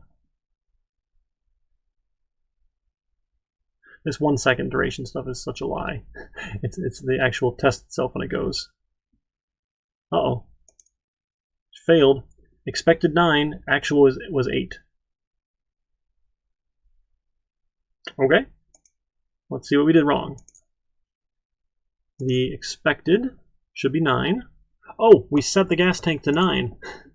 Duh. We set the capacity to 9, and we had that check in there that if our, no, go away. I don't want your follows. Ban hammer. Yeah, we set the expected gas to 9, and we added 10, and remember we added that check in there to make sure we overflowed our gas, and bad stuff happened. So this also needs to be 10. Oops. Now let's try it. Let's run our tests again. See, you know, mistakes happen. That's okay. That was totally on purpose. I want to give you examples of mistakes happening. Oops.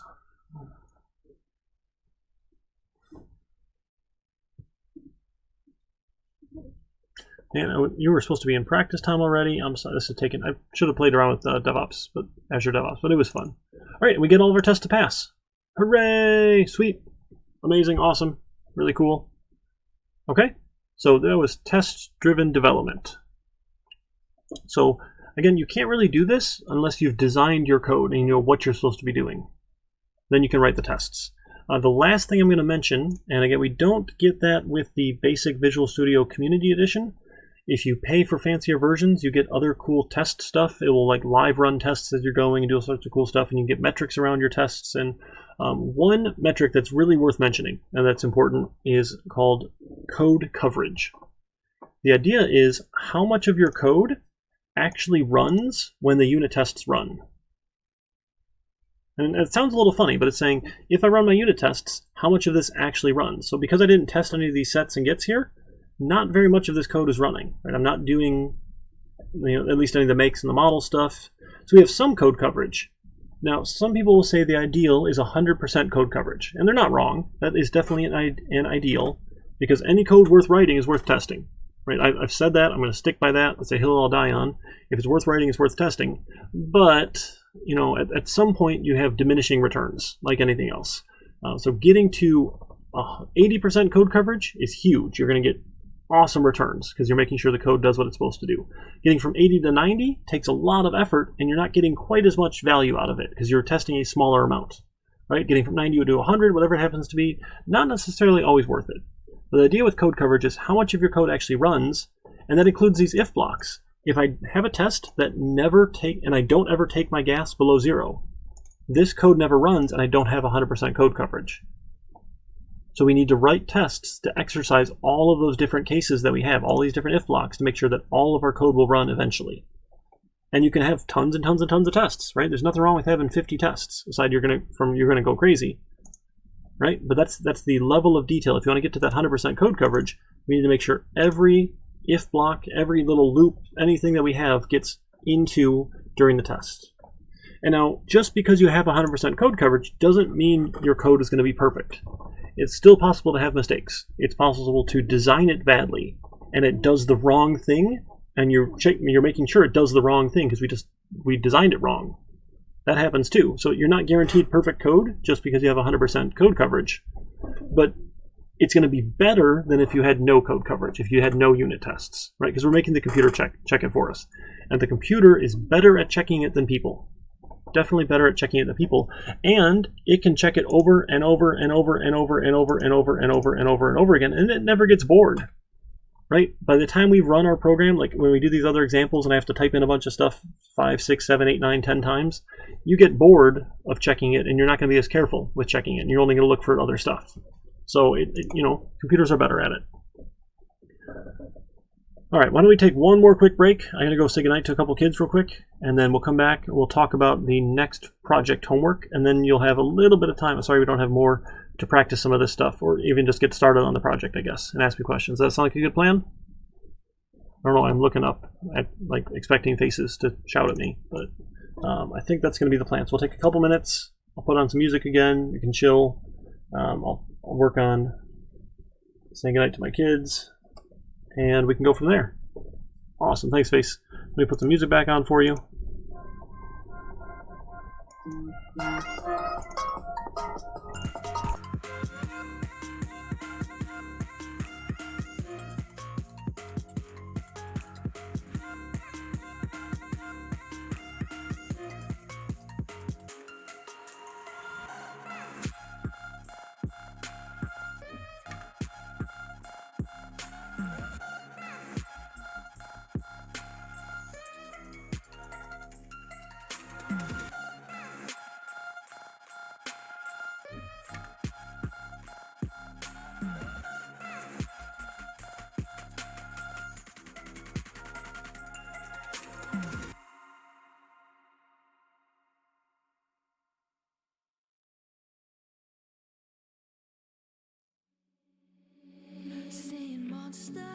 eyes out your window.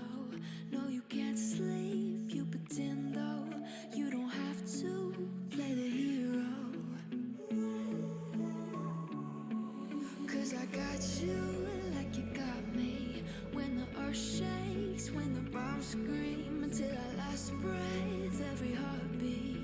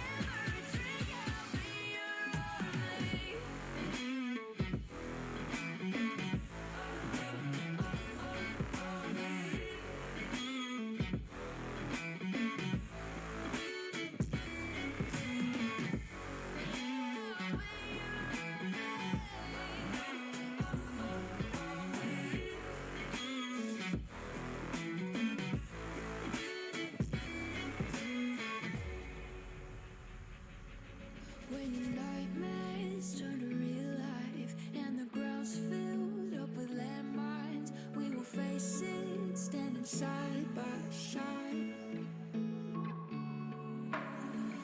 You know I'll come running when you need.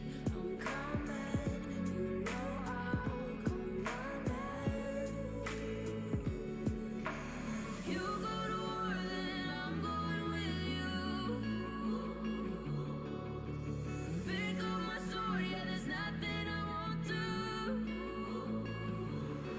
When you sound the alarms and the chaos is rising, leading the charge, yeah, I'm coming, I'm fighting. Swear on the breath that I breathe, I'll never retreat, yeah, I'll be your army.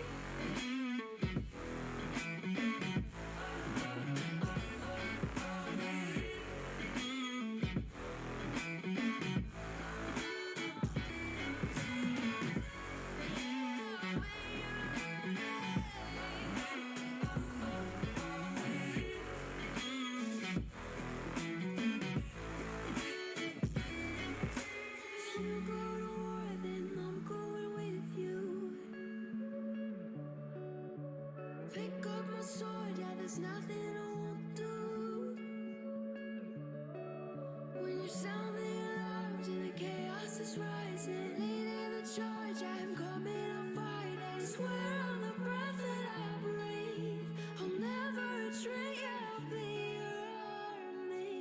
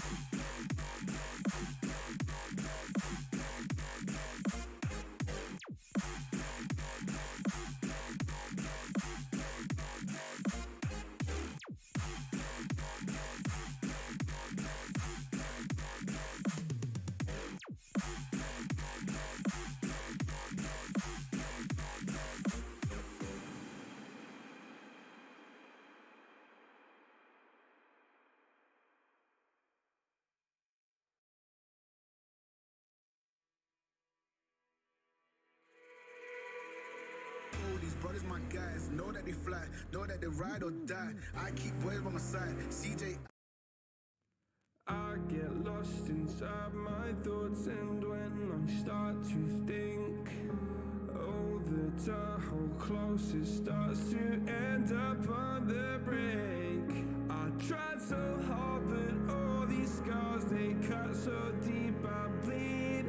I fell so fast from heaven, it's like someone clipped my wings. Now I'm falling, and I can't see the ground. Can we stop this gravity?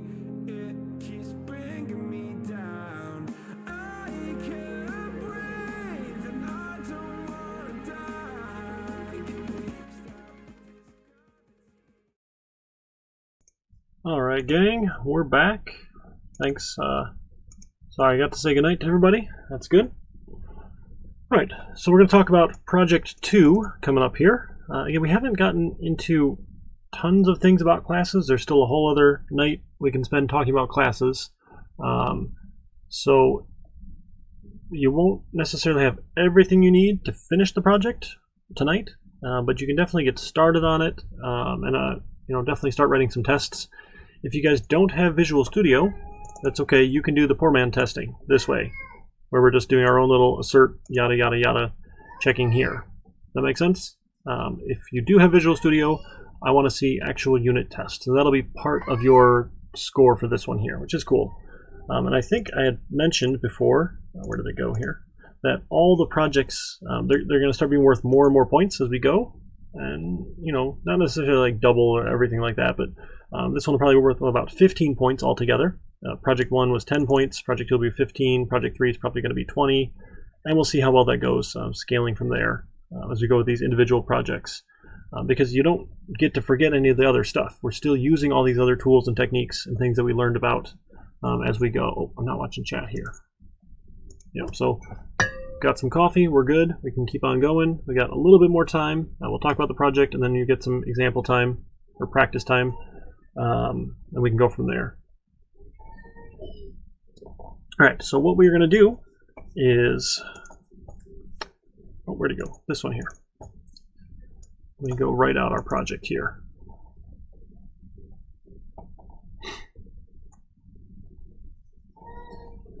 Come on, a new assignment, here we go. New assignment. Remember, the only way you're going to get better at this is by writing code. So hopefully having an assignment like all the time is going to be worth it. So we'll call this Project 2. This one is an existing grade here, because I think I loaded them all up here, right? No categories. Link to an item. Call it Project 2. Awesome. And we'll say 2 weeks for this one, right? On Wednesday the 7th, I'll go over the solution for it, 6 p.m. Yep, it likes that time. Awesome. All right, so, and then this is what I forgot to do last time. I don't want a file submission. I'm sorry I forgot that for Project 1. I want text submission where you just give me the link. I don't need files here. That's the default, and I forgot to change it. I'm sorry. So we are going to build a retirement calculator program using classes. So we'll create a class for a bank savings account. Right? Things about bank savings, right? They have a fixed interest rate or rate of return. I don't know whatever you want to call it. Interest rate that you earn, and we'll just call this an annual rate. Okay? And you can add money, you can subtract money or take out money. Withdraw money, is that the right term? Withdraw? Is it withdraw or withdrawal? I can never remember if it's withdraw or withdrawal. Money, right, from a bank savings account. Cool, and you get some interest there. We're going to have a class for money in your pocket. Withdraw, okay, that's what I thought. And money in your pocket, you don't earn any interest on, but you can add money, you can take money out. Okay, that one's pretty basic. And then we're going to write this generic class for, and it's totally awkward and not exactly the right thing here, but that's okay. It is investment, or I don't know, money invested, or invested money. Market money. How about that? Market money. I like that term. And if we go look this up, the S&P 500 is a pretty common benchmark. This is the stock indexes of 500 large corporations here in the United States. Okay, it's a pretty well followed benchmark. And if you look up S&P performance, like usually we'll talk about how much this changes or gains back and forth. What do I want? S&P 500 historical returns. There, maybe that's it.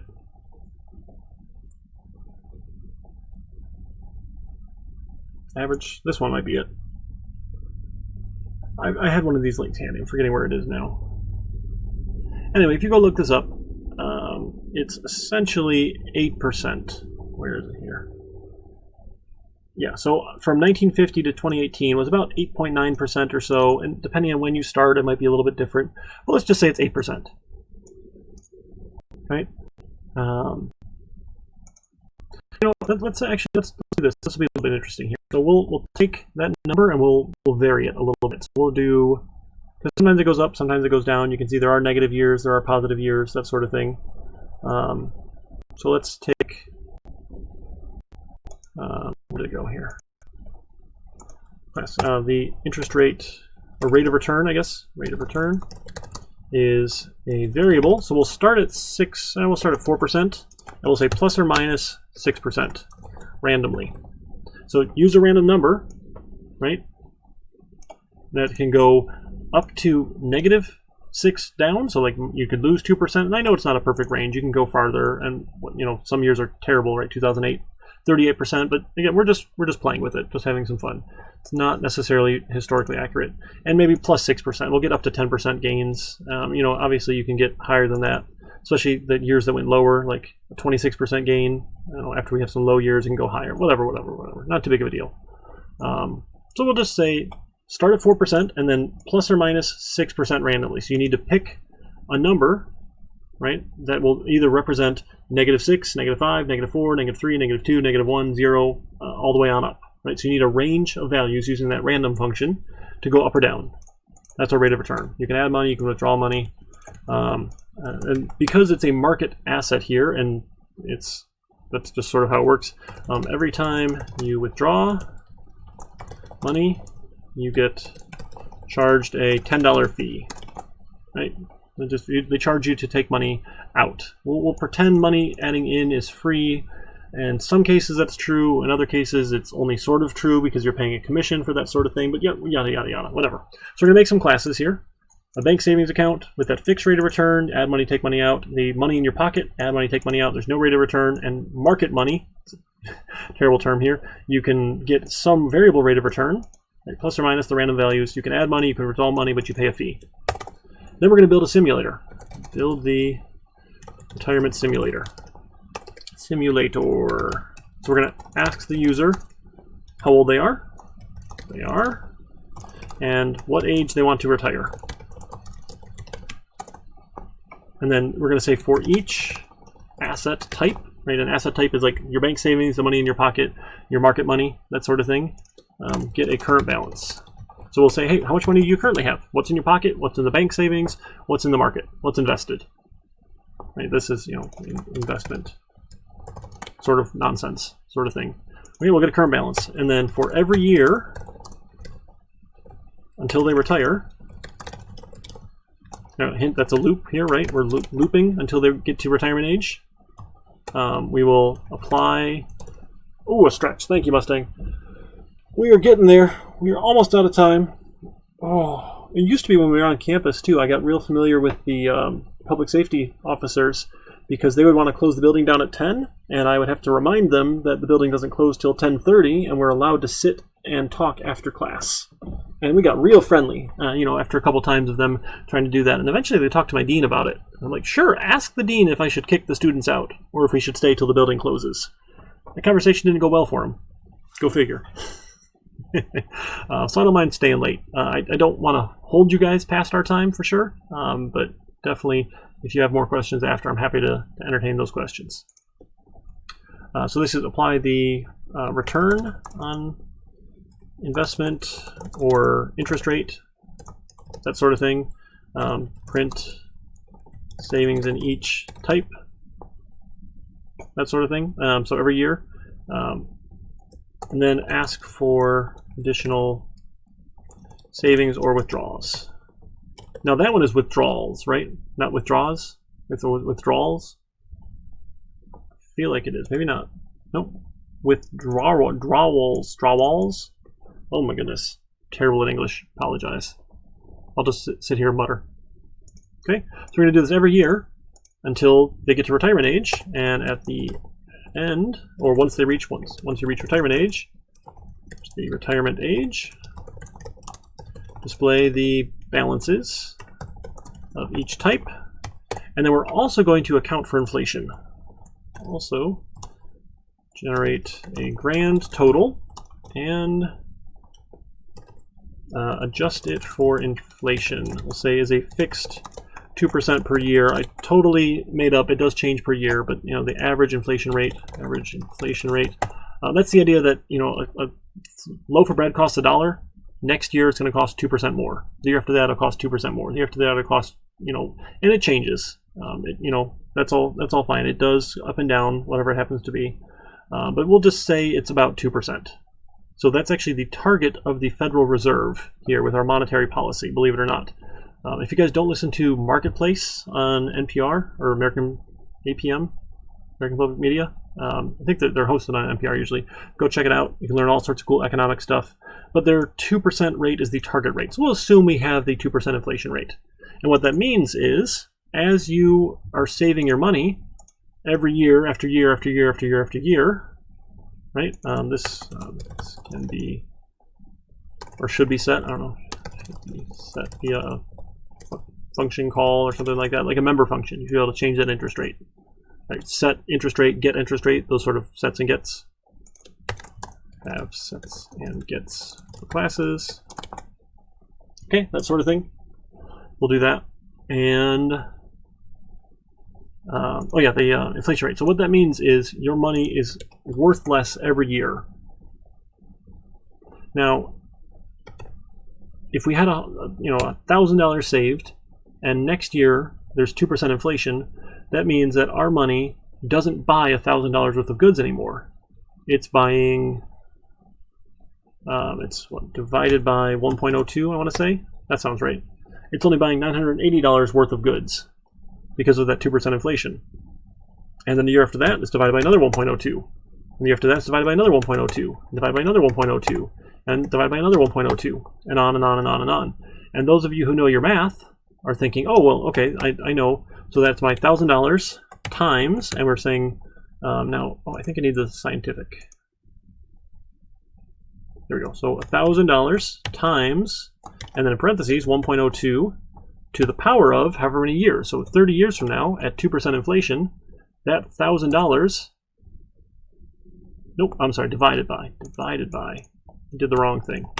Try it again. 1,000 divided by 1.02 to the in 30 years from now, right? That $1,000 is only going to buy you about $550 worth of goods. Okay, so that inflation rate is total divided by 1.02 to the years. Does that make sense for the formula? Sorry, it's a little bit small there.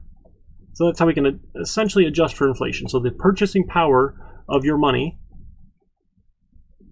because we're looking at it in today's dollars, 30 years from now is only going to be worth this much. And that's essentially how it works. Again, I'm not an economist, that sort of thing. I think economics is super cool, super interesting. There's some economics profs you can follow on Twitch as well if you're curious and want to pick it up, but super cool stuff.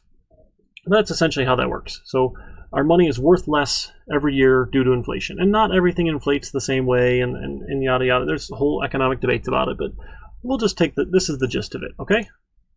So it makes sense. We're going to have these classes. We're going to use those classes then, right, to get the rate of return. So we need to have a function that applies that rate of return. Right? These are just like the attributes sort of thing. And every time we apply the rate of return, we generate a new random value. Each time we, I don't know, apply it. I don't know if that makes sense. So every year when we say, okay, add my investment income or whatever happens, it could go down, it could go up. Again, it's a poor target here, but typically it goes up, right? We saw it usually goes up most of the time, and sometimes not as high. Sometimes it goes really down. Sure, you know, that's all fair. There's ups and downs in the market. That's why it's an investment, not necessarily a other, you know, a safe investment sort of thing. So I think we're out of time. I'll post this. I'll add the rubric to it shortly. It'll be worth about 15 points or so. And what I want to see is unit tests as well, including unit tests for the classes. Now, unit testing the market money with this random value is going to be a little bit tricky. So I'll show you a trick for that, a way that we can sort of get around it next week in the video. So if you don't unit test this one, that's okay for now. Don't to unit test this for now. I'll show you some tricks that we can use. Don't sweat it for now. Wait till next week. Does that make sense? Right, adding money should be easy for all these. Withdrawing money should be fine. There's a fee that gets charged here. Okay. And then our little simulator. So we're not unit testing the simulator code. We're just unit testing our classes here. I mean, we could make the simulator its own class. Again, we haven't really got to that yet, so I'm not going to worry about it. I'll show you how we can do that sort of stuff next week. We can like have classes have other classes. And think we are officially out of time. You guys are fantastic. I'm sorry we didn't get more time to practice. It's been fun. Sorry, classes are a complex topic. We've got more to cover next week. Again, I won't be live on Twitch. I'll be with my daughter in the hospital after her surgery. So I'll post a video for you guys to watch at your leisure. And then I'll commit to being on Discord or hanging out. I'll have it on my phone at least. And I can chat over Discord, answer questions and whatnot as you have them next week. So get started on this. You've got most of what you need to do this. You can write your unit test. You can write your classes. I think you can do the simulator with some loops. Right, it's looping here and there, that sort of thing. Additional savings or withdrawals, right, for each account type. This is for each account type. Like, hey, do you add any more money in your pocket? That sort of thing. Sure. Does this make sense so far? I know I've only got 8 of you left out of the 20, but we okay so far? I'll publish this. And we can go from there. So again, it sounds like a lot. I promise it's not quite so bad. Not quite so bad. Ooh, 14 out of 22. That's not ideal. That's okay. Not great. So project 1 might have been a big miss. But that's okay. We'll soldier on. Okay. It's been fun. Do you want to see if there's anyone else around on Twitch we can go raid? Just to give it a go. Let's see if anyone's on. I don't know if any other educational streamers are on. I should check out the Knowledge Fellowship. Oh, we can check out science streams. That's our, yeah. Let's see if he's around. Sorry, that's loud. Yeah, we can go do that. It's a science feature. Science streams. Yeah, we'll go hang out there. See you guys around. We got about 10 seconds or so. I'll be hanging out in Discord for a while if you have other questions, where we can do a Zoom call if you like voice and video, that sort of stuff. It's been fun. You guys did great. See you around.